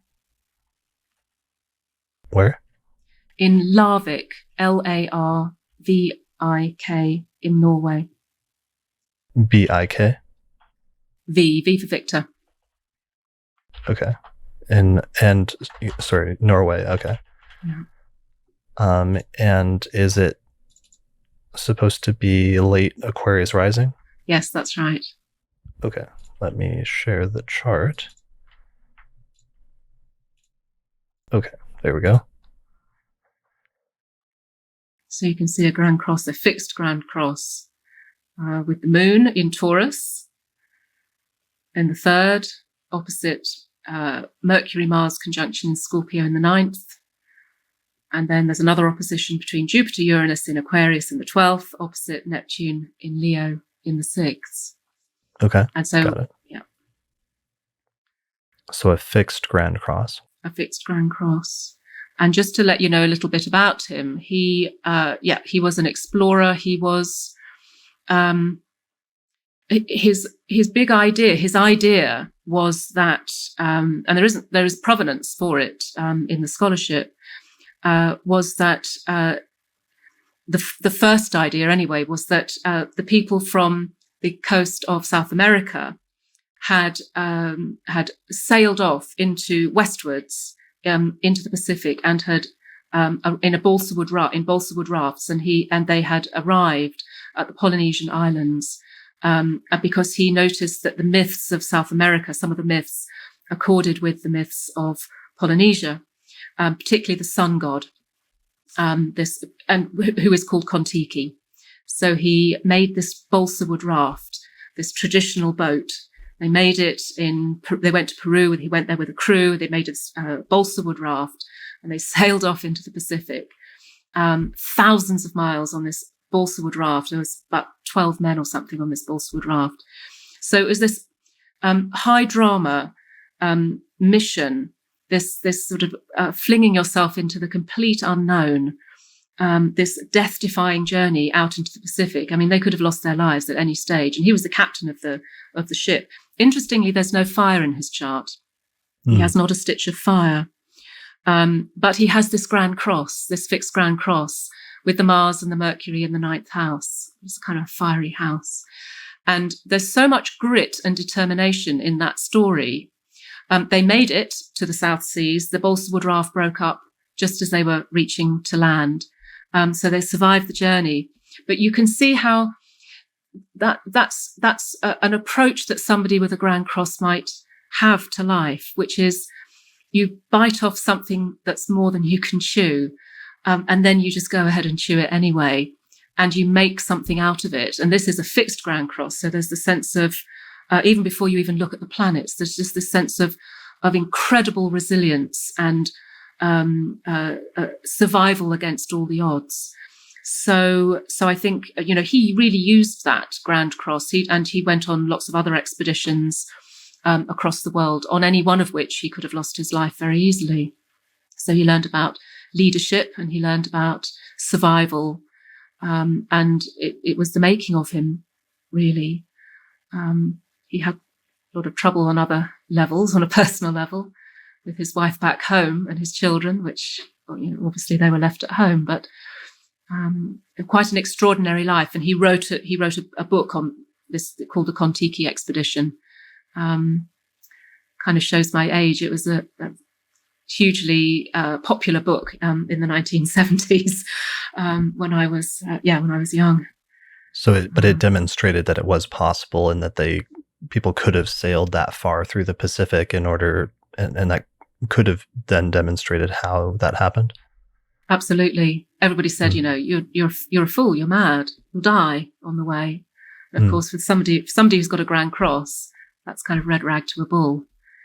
Yeah, especially a fixed Grand Cross. So that's a really good example of like the determination and conviction and willingness to see the course through to completion, no matter what the odds are, which might be more likely if you have such a preponderance of planets in fixed signs. I think so. Yes, I think so. And that's a life choice. It's a choice to take on something of that magnitude. And you could say that perhaps, if this was somebody who was just sitting at home, hadn't kind of found their motivation, that's when the Grand Cross energy starts to become problematic. When you're out on the high seas, battling the winds and battling starvation and the loss of, death at any minute. That's when you come into your own. A sort of Grand Cross person really comes into their own. You obviously don't have to go out on the high seas to get that kick, but there's a sense of the endurance thing, doing something which allows you to develop that sense of endurance, and then you're changed forever by that experience. Right. Yeah, that is a really great example.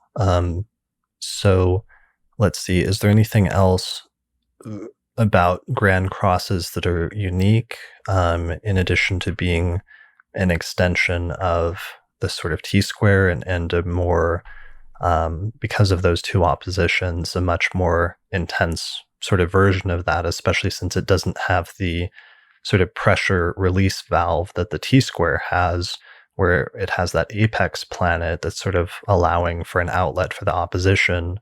With the Grand Cross, instead, you just get a sort of continuation of it with no specific outlet per se.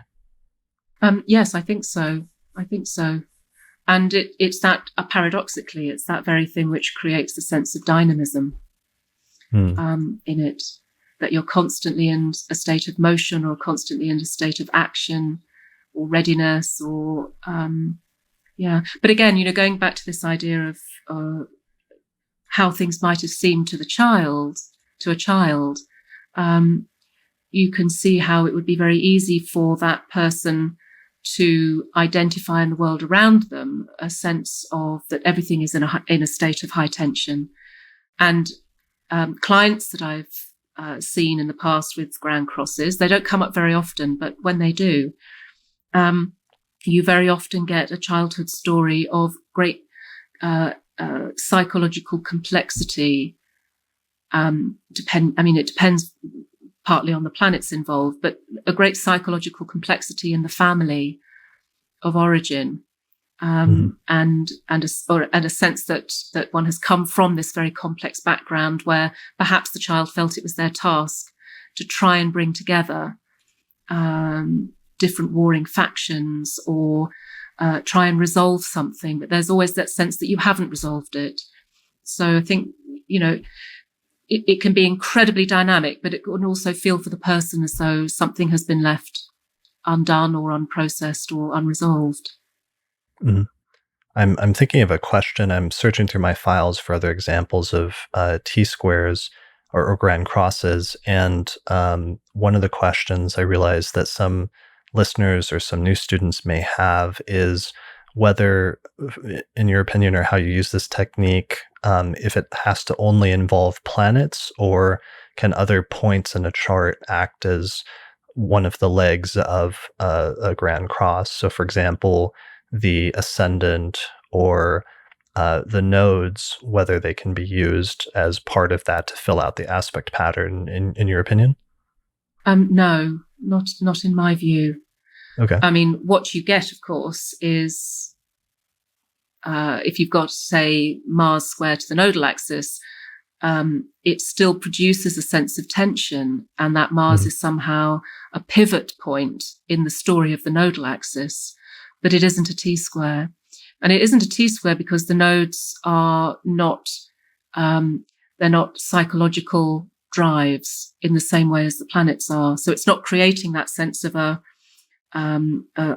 dynamic, of a psychological personality dynamic. It's saying something very important about the role of Mars in the overall life story Mhm. of that person, but it's not. I wouldn't call it a T square. So for me, there have to be planets at each of the legs, at each of the points for any aspect pattern. Okay. I'm looking at, I'd been doing some like research on World War II and like the use of astrology in World War II. And one of the interesting charts I had been working with was Rudolf Hess, who has definitely at least a T square between Mercury at 13 Aries, opposing Saturn at 20 Libra, and squaring the moon at 16 Capricorn. But then there was just, I had a little question about whether we would treat this as a grand cross since his ascendant was sort of at the other side of that at 17 degrees of Cancer. I personally wouldn't. Hmm. I would treat that as a T square, but of course it is still bringing in the ascendant. But I still think it would have the quality of the moon being the apex planet. So there's a very strong pull there. And of course, the moon is the ruler of the chart. It's ruling the ascendant. So Mm, there's a very strong pull over towards relationship. So I would imagine that he would identify relationship as the point of resolution, as the place to go to in order to resolve the tension between the opposition. right. It was just, and that tension and the opposition is between Mercury in the 10th house and Saturn in the fourth house of like the Mm.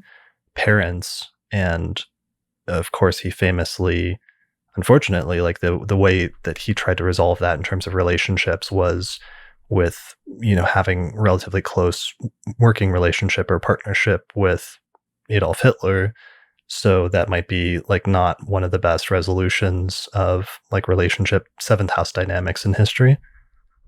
Well, it probably worked for them. Sure. I mean, yeah, It's yeah, very difficult to talk about it as as an outsider to that. But sure. you can say that there's a need for a relationship. There's a need, and Cancer rising is needs family, needs connection, and tribe. The person that you identify as being able to bring you into that tribe, perhaps, is the person that you're having a relationship with. And of course, the seventh house and the descendant are not just about romantic relationships; it's about the sense of other.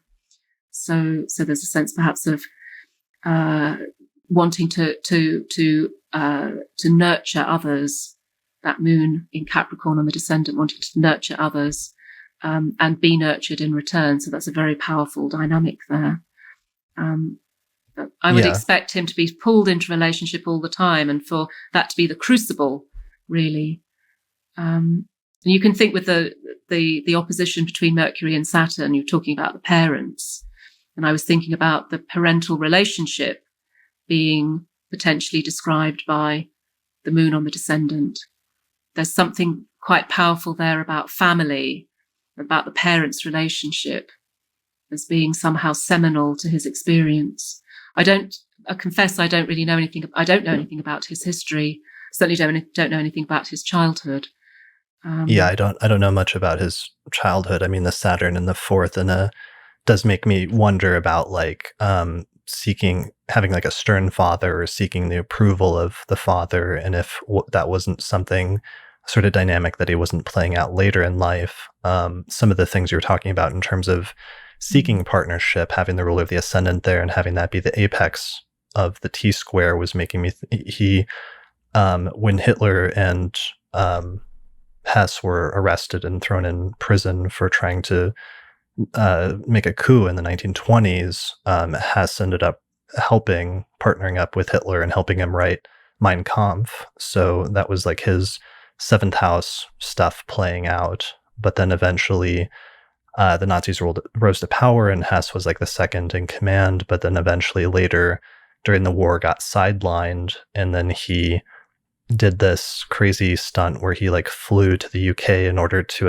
attempt to broker a peace deal, but ended up just getting thrown in jail. And then Hitler was very upset by this, and somehow astrology was in play, where Hess may have done that partially based on some astrological advice. And then the Nazis rounded up all of the astrologers and threw them in concentration camps at that point. So that's actually an episode I've been researching recently that I hope to do at some point in the future.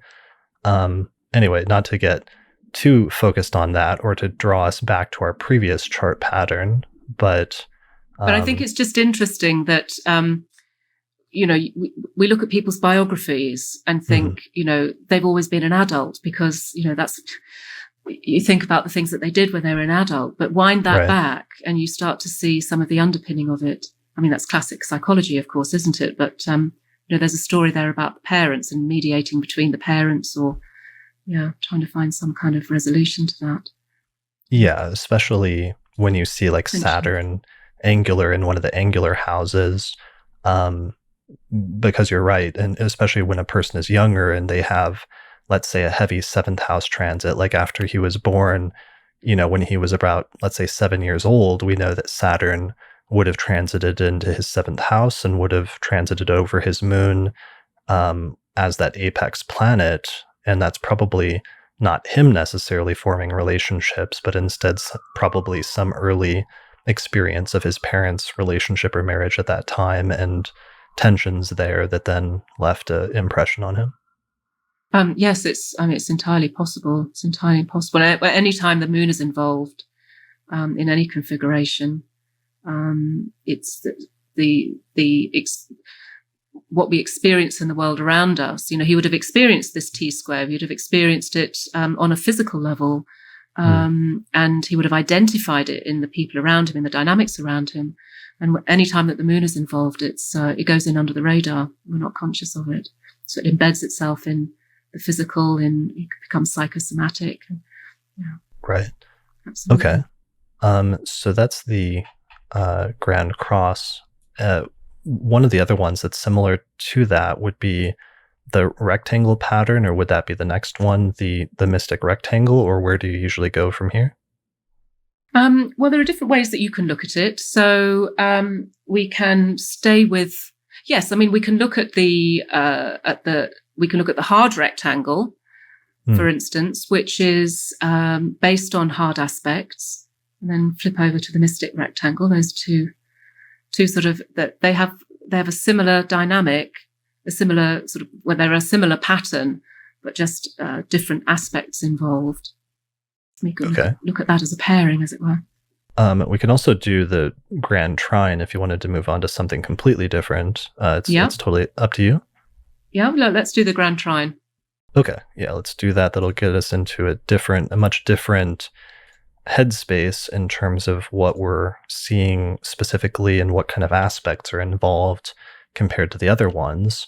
So a Grand Trine occurs when you have not just two planets that are in a trine, which is a 120-degree aspect, but you have the two planets that are closely in a trine, and then there's a third planet that is forming a trine to both of them as well, so that it creates a big triangle across the chart.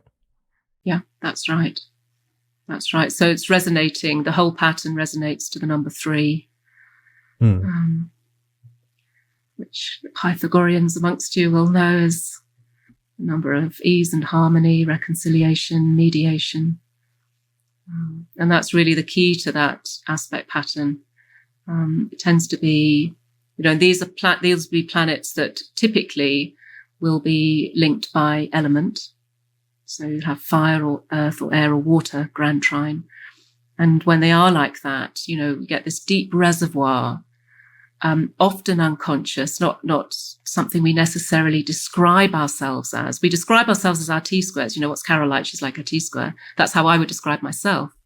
It would take me some way down the conversation to get to my grand trine and talk about that. But it's there as a kind of deep reservoir of skill, of talent, of feeling, of dynamic of action, which we take for granted in ourselves often, and we don't tend to feel motivated. Typically, we don't tend to feel motivated to develop that side of us. But it's there as it's just a natural part of who we are. We don't question it. We tend not to question it. That's a good point. So hard aspects tend to provoke more obvious or tangible things because sometimes they're an area of tension or sometimes discomfort. So it's more obvious, whereas trines and easy aspects can sometimes be things that aren't as obvious because we're taking them for granted and they're not as prominent in our lives, at least in terms of our perception of them, even though maybe somebody else from the outside could look at that and say that's something you have going in your favor, perhaps. Yes, I think that's often the case. You have to remind a person with a grand trine that they have this set of skills, this set of talents. It is often, I think, something that we take for granted. We don't tend to push ourselves to develop that. But, grand trine in water might suggest, again, depending on the planets, but might suggest a sort of natural musicality or a natural sense of empathy. And it's not something, it's just something the person would, not something they would necessarily carve a career out of or push themselves to, become the best violinist the world has ever known. But it would be something that just sits there. We want to enjoy those aspects of ourselves, the things that are described by the grand trine. So it's a place of indulgence or a place of, we identify the things that we enjoy, and that gives us a sense of release. And I think that's important because, of course, you can't spend the whole of the time, even if you've got a grand cross, it's very difficult to spend all of your time, out on the high seas trying to look for Polynesian islands. You still need to have some sense of, we use our trines, never mind a grand trine, we use our trines to engage with the things that we find easy, that flow, that we don't have to question in ourselves, natural talents. And that's a big picture when it comes to a chart with the grand trine in it. Yeah, I like that. I'm looking through some of my example charts really quickly as I'm hearing some of your keywords, and I'm finding some musicians, some like talented musicians like Billy Corgan and Kurt Cobain of Nirvana from the early 90s both had grand trines in water. So Kurt Cobain is Jupiter at 25 degrees of Cancer, trine Neptune at 24 Scorpio, trine Chiron, Venus, and Saturn, which are all conjunct between 24 and 28 degrees of Pisces. So creating a big water grand trine there. And Billy Corgan was born within like a week or two, or within a few weeks of him. So he has a very similar grand trine. Yeah. I think Cobain's chart, it's so interesting. I don't assume that Kurt Cobain knew any astrology, but just the idea of nirvana for all that Pisces and what's the album Nevermind. It's Right. just so Pisces, whatever. I mean, he knew a little astrology. Unfortunately, he had the most, in terms of like astrology trivia, he had the most famous offhand reference to astrology in a suicide note where he referred to himself as a sad little Pisces, which I always thought was a really striking example of that, just given that he had a Pisces stellium, but one of the planets or two of the planets involved were Chiron and Saturn.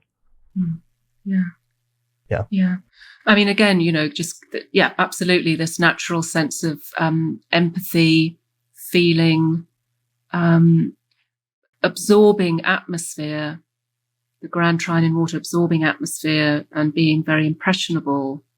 And that's a gift for a musician. Of course, it's a little more difficult in the rough and tumble of life. But just extending this conversation out towards the kite pattern, of course, he has a kite. Yes. So that grand trine is the part of the bigger pattern of the kite with the Pluto-Uranus at the apex in Virgo, right there on the ascendant. And I don't know a great deal about Kurt Cobain, but they say that he was incredibly, that he was actually quite dictatorial in terms of how he wanted, the sound that he wanted. He was very, very hardworking, knew exactly what he wanted. Mm-hmm. So in a way there you see the beauty of the kite pattern, which is picking up all of that sensitivity and feeling and making something of it, crafting it into something through those Virgo planets. Yeah, that's a... holding the reins, and that's the apex planet in a kite. It holds the reins, pours the natural well of talent and feeling from the grand trine into something practical or useful or busy. Yeah, and that makes me think of the other example, which is very similar, was Billy Corgan of the Smashing Pumpkins. You're using that keyword of dictatorial, where he has a similar grand trine, but it turns into a kite because of Pluto, Uranus, and the degree of the ascendant all conjunct between 19 and 24 Virgo. And he famously, on one of the most famous albums of the Smashing Pumpkins, when they were recording it, he ended up being so unhappy with his other bandmates, the way they were playing or how well they were playing, that on the final recording, he went back and recorded all of the different musical instruments himself. So he did the drums himself and he did all the other instruments himself, so that the final tracks really largely just represent him recording everything instead of the band in and of itself. Yeah. So just in terms of your keywords there, I like that and how that fit in a very similar chart to Kurt Cobain's. So did you have, and it's interesting because you pointed out, so in both instances, we're talking about an emphasis then on water sign placements. And that's one of the things that a grand trine is going to do, is it's going to automatically give you a much heavier emphasis on whatever that element is and whatever the nature of the element is. And therefore that being a dominant sort of archetypal trait, either psychologically or in terms of how the life works out in general. Yes, absolutely. Yes. It's, I mean, if we're talking about the kite pattern, we've got a sense of dynamic movement, or a sense of taking what's taken for granted, but not taking it for granted and giving it some kind of it's given some kind of purpose. It has to be given some kind of purpose, and you can imagine both of those musicians in the act of playing music, or in the act of singing, in the act of being the front man of the band, or they're playing to the strengths of those kites, because they're with the grand trine, you get in the zone, the idea of being lifted out of yourself. We see that sense of the nirvana that comes through the ninth harmonic and the number 9. And in a way, we have a resonance of that with 3 trines around the chart. So we have 3, 3, and 3, a resonance of that. So we have this idea of a kind of, in the grand trine itself is this sense of a nirvana, of wanting to achieve this state of complete release, or complete, and particularly in water there, complete release, or completely being sort of taken up into a transcendental experience.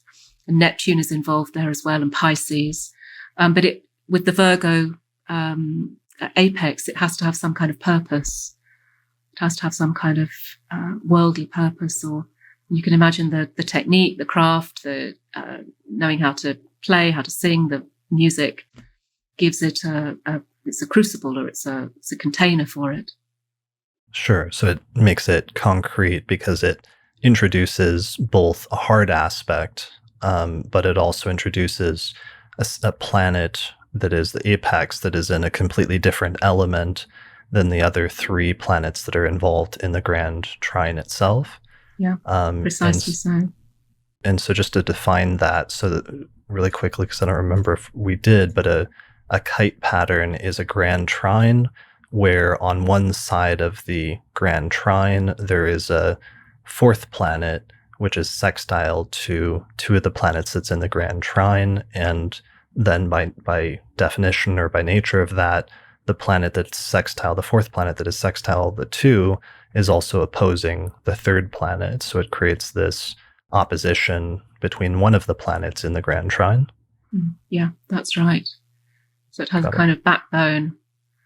If you think about actually flying a kite, you get that's when it catches the wind and it actually flies in a particular direction. But up until that point, and the wind flows along the backbone of it, but up until that point, it's just sort of flapping about, and you can't get it to be airborne.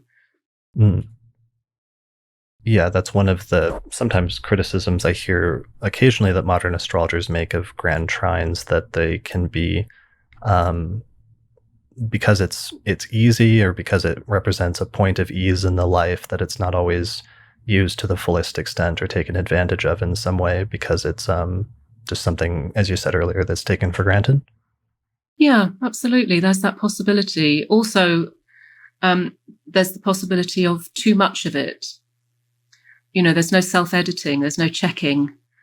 Mm. I'm thinking of, don't want to go on about grand trines in water because there are other ones to think about also, but, there's an excess of feeling, can be, and because it operates often at a slightly or often at an unconscious level, there's the sense of being swept up in one's feelings and overwhelmed by them and unable to check them. Mm.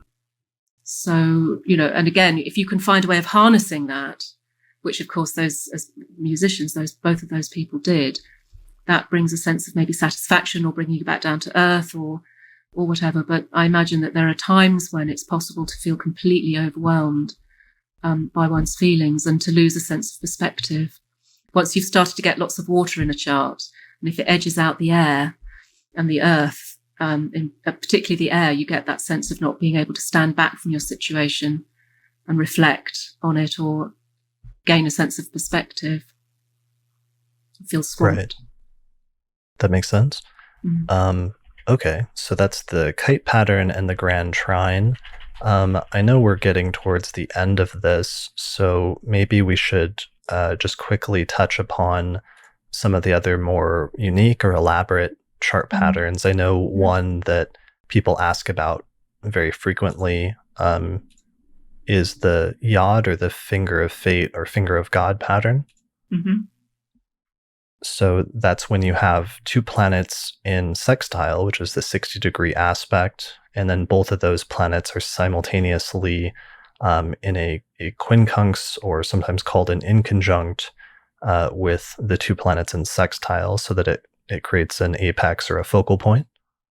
That's right. Yes. Yes. So the sextile, we know that the sextile has a sense of it brings together two planets that we know can work together, and there's a sense of enjoyment at using that energy, and a sense of busyness. But they are the apex. They're throwing two quincunxes to the apex planet. So the task there, the challenge for the person, is to try and find a way of using the energy that's bound up. The sextiles aren't dynamic in the way that a square is. It's not about work necessarily, but it's about a sense of wanting to do something, or to use a talent, and to enjoy doing it, but to put some work into doing that. and it's trying to find its outlet through the apex planet, but it's thwarted in a way because of the quincunxes, and the quincunxes tend to there's a sense of not being aware of something, having to become conscious of something before you can start to really use that energy. And it's very often at a transit to the apex of a yod that it starts to come alive, and the threads start to be pulled together. So it's like the planets in sextile are waiting for something to happen, and it's very often a transit or a progression or a direction that we want to put them into. We know that we want to put them into the energy of that, into something, but we can't find exactly what that thing should be. We can't define it. The opportunity doesn't come along, or we miss the opportunity. We don't recognize it when it does come, or we get in our own way, or we sort of self-sabotage. And that can be a negative pattern for a while. It can be a negative pattern, but it can be also, I mean, like all these things, it can be also very creative. It's, again, like everything, it's about really becoming aware of one's own behavior patterns. Sure. Yeah, and the yod is a weird one because when it's activated by transits, it can often be strange because of how different the aspects are that it'll make to different planets when it does make an exact aspect. So I'm trying to think of an example where it'll be like squaring one of the planets, but it'll be forming like a trine or a sextile to another leg of the yod or something like that. Yeah. Yes, I mean, they're more difficult to spot in your transit sheets. It's not as obvious, obviously, as a planet going over the apex. But yeah, right. you know, these things do have an effect. They do have an effect. And do you use a closer orb for yods for identifying the apex planet because it's a minor aspect, or what kind of orb do you use? I tend to use 4 degrees for a sextile and then 2 degrees for the quincunx. Okay. Yeah. Got it. And, you know, there's this whole thing, is it a minor aspect or is it not a minor aspect? Of course, Karen Hammaker-Sontag would say it's definitely not a minor aspect. The faculty teaches that it is, but I think in a way it's, you know, it's of itself. It isn't perhaps, I don't think it's minor in the sense of being inconsequential. And particularly if you've got a yod pattern, that's quite life forming.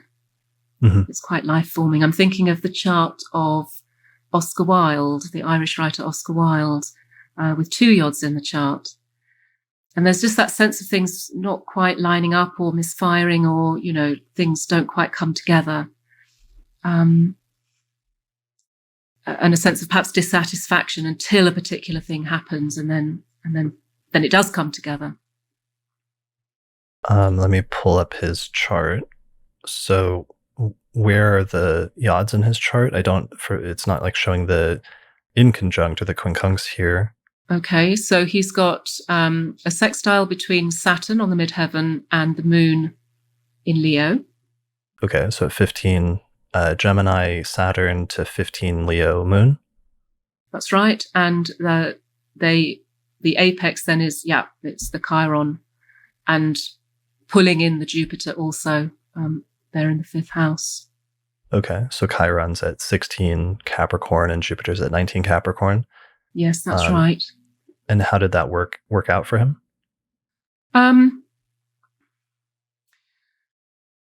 If you put his chart into equal house, that moon goes into the 11th. I'm not saying that you need to do that now, but the way that I would read it, the way that I have read it in the past, you know, here was somebody who thrived on an audience.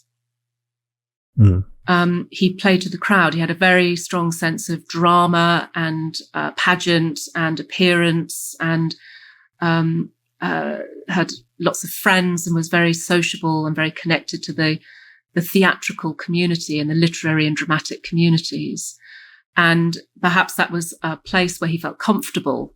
But also at the same time, there's a sense of, with the Saturn on the midheaven there, a sense of wanting to be taken very seriously as a writer. He knew he had this talent. It brought his writing and his drama brought together the best of those two planets in sextile. So, I'm just trying to think of some of the lines that he wrote. If you know his plays, there's a sense of humor, huge sense of humor, but they're also incredibly serious. He was challenging the morality of his day, the class system, the ways in which people behaved. But he was somebody who was very much a professional and public person. The yods, the apex of that yod being the Chiron and the Jupiter there, in a way, perhaps that when you have Chiron in the fifth house conjunct to Jupiter, Chiron just on its own in the fifth, Chiron is the place where something doesn't quite go right, or we're in a place where we feel we have to try and work to find our sense of belonging. We feel perhaps as though we're outside of the system in some way. And one of the ways that you could perhaps read that yod is that that's perhaps what he was searching for, a sense of legitimacy, but also wanting to be the maverick, because that was, of course, his talent. He said the thing that nobody else dared to say. It's like the jester speaking truth to power. He used his plays as devices to lampoon the upper classes. So he's trying to find a place within and to be taken seriously in that community, but at the same time recognizing himself as being an outsider, perhaps. And I think there's something there about one of the tasks might be to accept or find a way of reconciling that outsider quality or that maverick tendency, that sort of daring, pushing the boundaries, saying just the thing that's taboo, and knowing the effect that you're going to have. And of course, you risk losing everything when you do that. But he is kind of walking a tightrope. I think he did it very well, and certainly in his drama, he did it very well. Mm. And so, and you said he had 2 yods in his chart, right? Yes. See if I can remember. I've got the chart somewhere here. I don't want to shuffle papers to find it. I was trying to change the aspects to put the quincunx in, and I actually changed or messed up the display. But here's the, let me see. The displayed points. There we go. That's sort of showing it. Now it's starting to show some of the inconjuncts. Okay. Yes. Now the other one is Chiron to Neptune. That's the sextile. Depending on your orbs. But Chiron to Neptune sextile, and then 2 quincunxes to the moon. So the moon is also an apex planet. Nice. Okay. So it picks up some of the same energy, but it's the moon that's also under under some pressure or a sense of discomfort, trying to find a way to express itself in a way that feels natural, or quincunxes, I think, put us on the edge of our seat, or there's a sense of friction or discomfort. We're trying to find our way. So perhaps here's somebody who wanted people to love him, was reaching out to an audience to try and find that sense of belonging and warmth, and worked very hard to try and create that. So that's the finger portion. Is the apex planet in a yod is the supposed like finger of God or what have you? Yeah, that's right. So the moon here at 15 degrees of Leo, that's the apex of a yod, as well as being involved in the first yod that we were just talking about. Okay. And I actually just noticed there's another one from Venus at 7 degrees of Libra to Mars at 3 degrees of Sagittarius, which are in sextile, and then both of those are almost in conjunct, almost quincunx to Pluto at 2 degrees of Taurus. It's actually it's a little wide. It's like 5 degrees with the inconjunct to Venus, but almost there. Yes. I guess I wouldn't count that as a quincunx between Venus and Pluto. I mean, you could make a case for it. If it isn't, then what you've essentially got is Pluto with just one aspect to it, even if it just has the two. But if it doesn't, then Pluto just has one aspect to it, which, as you say, is the quincunx to Mars. Right. From the 8th house Pluto. I mean, he pushed the boundaries in what he, although his plays were, supposed to be humorous. They were humorous, but he sailed very close to the wind in a lot of the things that he said. And of course, he fell foul of the authorities through the court case that he went through. Things unraveled. And I've heard that, at least in some books, that the yod is important, but that you can sometimes look to the degree opposing that, opposing the apex planet as like a sensitive point or a point of resolution in some way, because it's kind of like the midpoint between everything if you're using midpoints. Yeah, I think it's called a boomerang. I saw that written once. So It's the yod with the as you say, the opposition. So you get two semisextiles to this opposition. So you get a kind of other apex, if you like. I'm trying to think of a chart that I've come across that in. I think Jane Fonda. I might be misremembering that. She does, fairly sure she has a yod, and the apex planet is conjunct the descendant. I think it's Pluto. I can't quite remember. It's a while since I worked with her chart. Here's the chart. Yes. So you're in whole sign. So we just have to tip up a bit. So we've got Pluto is the apex on the descendant, and then that's opposite Jupiter on the ascendant, and then we've got the Sun at 29 degrees of Sagittarius, and Mars at 29 degrees of Aquarius. So yes, we've got a boomerang. What they call it, I think that's what they call a boomerang. Nice. Let me change it to equal really quickly, just because that'll really emphasize that much more with Jupiter right on the ascendant. So there we go. So so 29 Sagittarius Sun, 29 Aquarius Mars, both of them quincunx to Pluto at 29 Cancer, and then Pluto's opposing Jupiter in the ascendant, and Jupiter's at like very early 0 degrees of Aquarius, so practically at like 29. The image that conjures for me is of an arrow being let loose from a bow. I'm just thinking of the, back in the 1970s when she was protesting against the Vietnam War. There's that famous picture of her sitting on the missile. And I just thought about that, thinking of this yod with the Jupiter, the idea of being motivated by this humanitarian cause and being, being able, taking on the might of the government, taking on the military, opposing that and using that Jupiter in Aquarius, that sense of humanity, common humanity, as the fuel.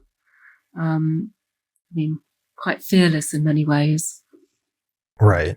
And then also the pushback against that, the sort of tremendous resilience it takes to go up against something like that.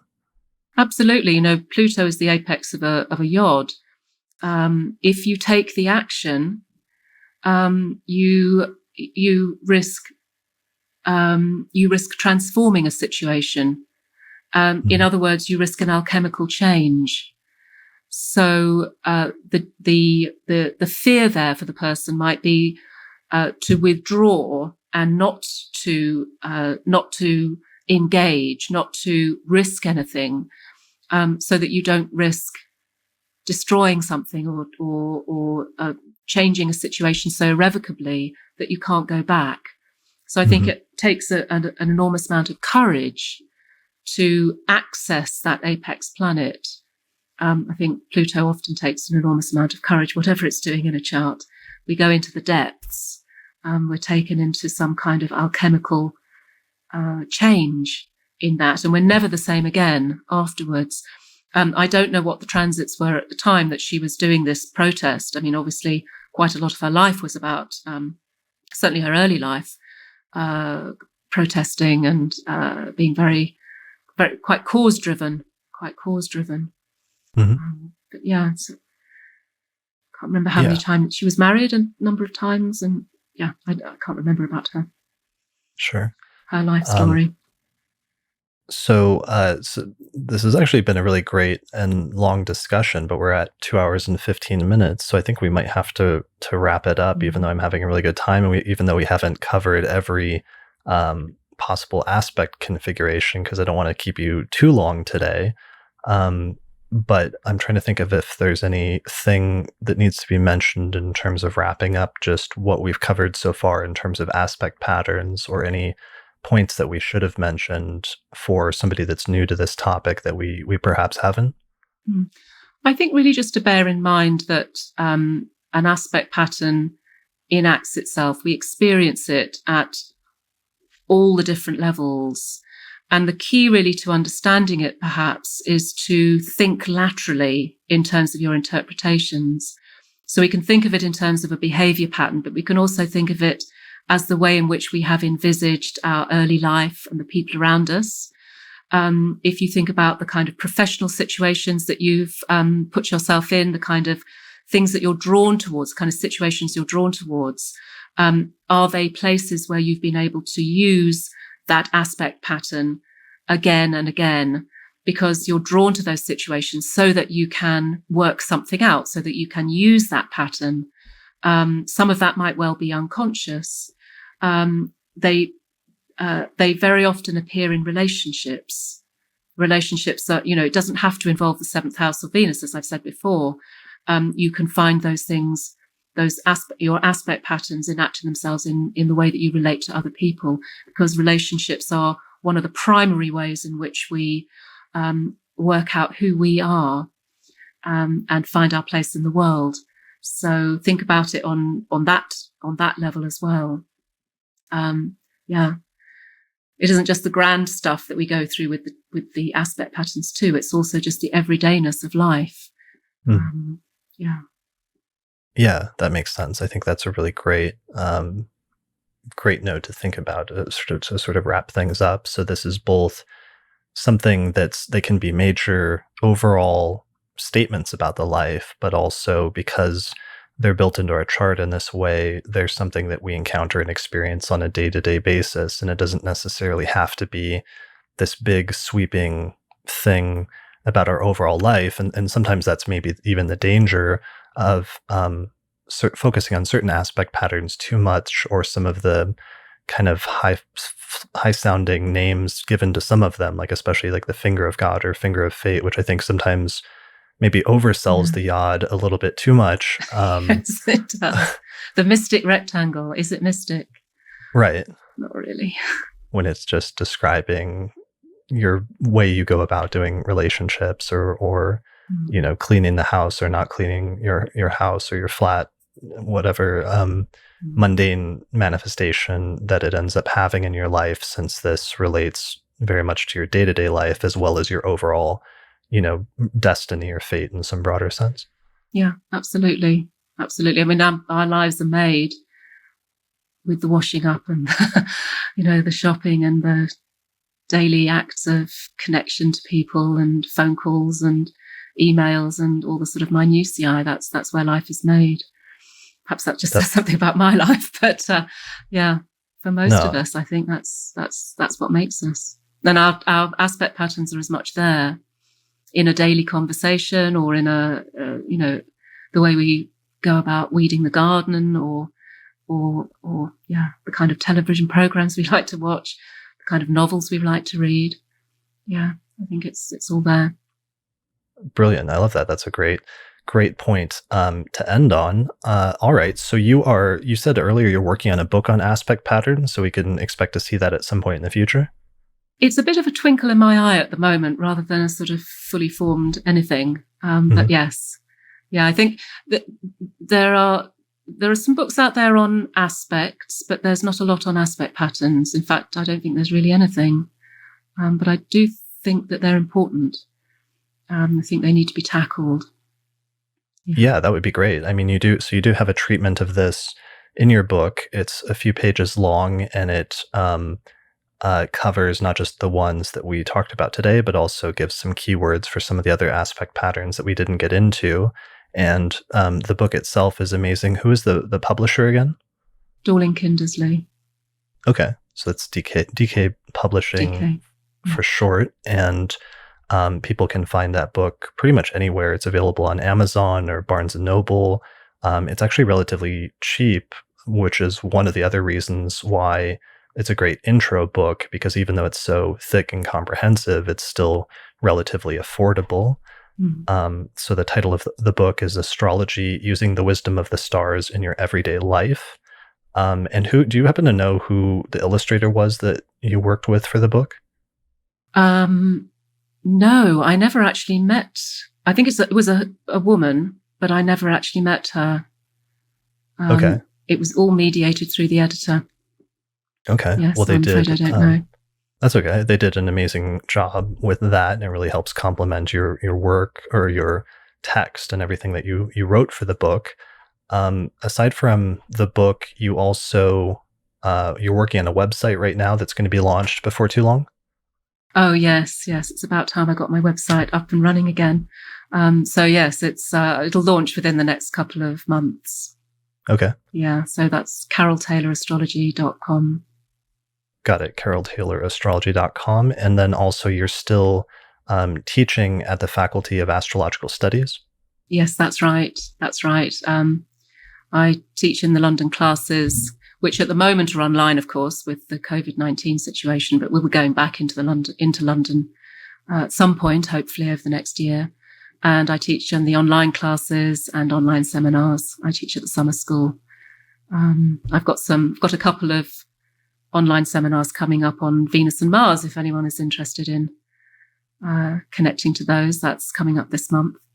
And I'm doing a seminar on the shadow, the astrology of the shadow, at Christmas. The annual Christmas lecture for the faculty will be on the shadow. Excellent. That sounds great. So I think the faculty website is astrology.org.uk, right? Yeah, that's right. Yeah. Great. All right. Well, I guess that's it for this episode. Thank you so much for joining me today. I really appreciate it. I've had a lovely time. Thank you so much. It's been wonderful to be talking to you. Yeah. All right. Well, we'll have to have you on again at some point once your book or other future books come out. But yeah, thanks for joining me. Thanks everyone for listening or watching this episode of the Astrology Podcast, and we'll see you again next time. Thanks to the patrons who helped to support the production of this episode of the Astrology Podcast through our page on patreon.com. In particular, shout out to patrons Christine Stone, Nate Craddock, Marin Altman, Arena Tudor, Thomas Miller, Bear River, Catherine Conroy, Michelle Marilat, and Kate Pallotta, as well as the AstroGold Astrology app available at astrogold.io, the Portland School of Astrology at portlandastrology.org, and the Honeycomb Collective Personal Astrological Almanacs available at honeycomb.co. The production of this episode of the podcast was also supported by the International Society for Astrological Research, which is hosting an online astrology conference September 12th and 13th, 2020. You can find out more information about that at isar2020.org. And finally, also Solar Fire Astrology software, which is available at alabe.com, and you can use the promo code AP15 for a 15% discount on that software. For more information about how to become a patron of the Astrology Podcast and help support the production of future episodes while getting access to subscriber benefits like early access to new episodes or other bonus content, go to patreon.com/astrologypodcast.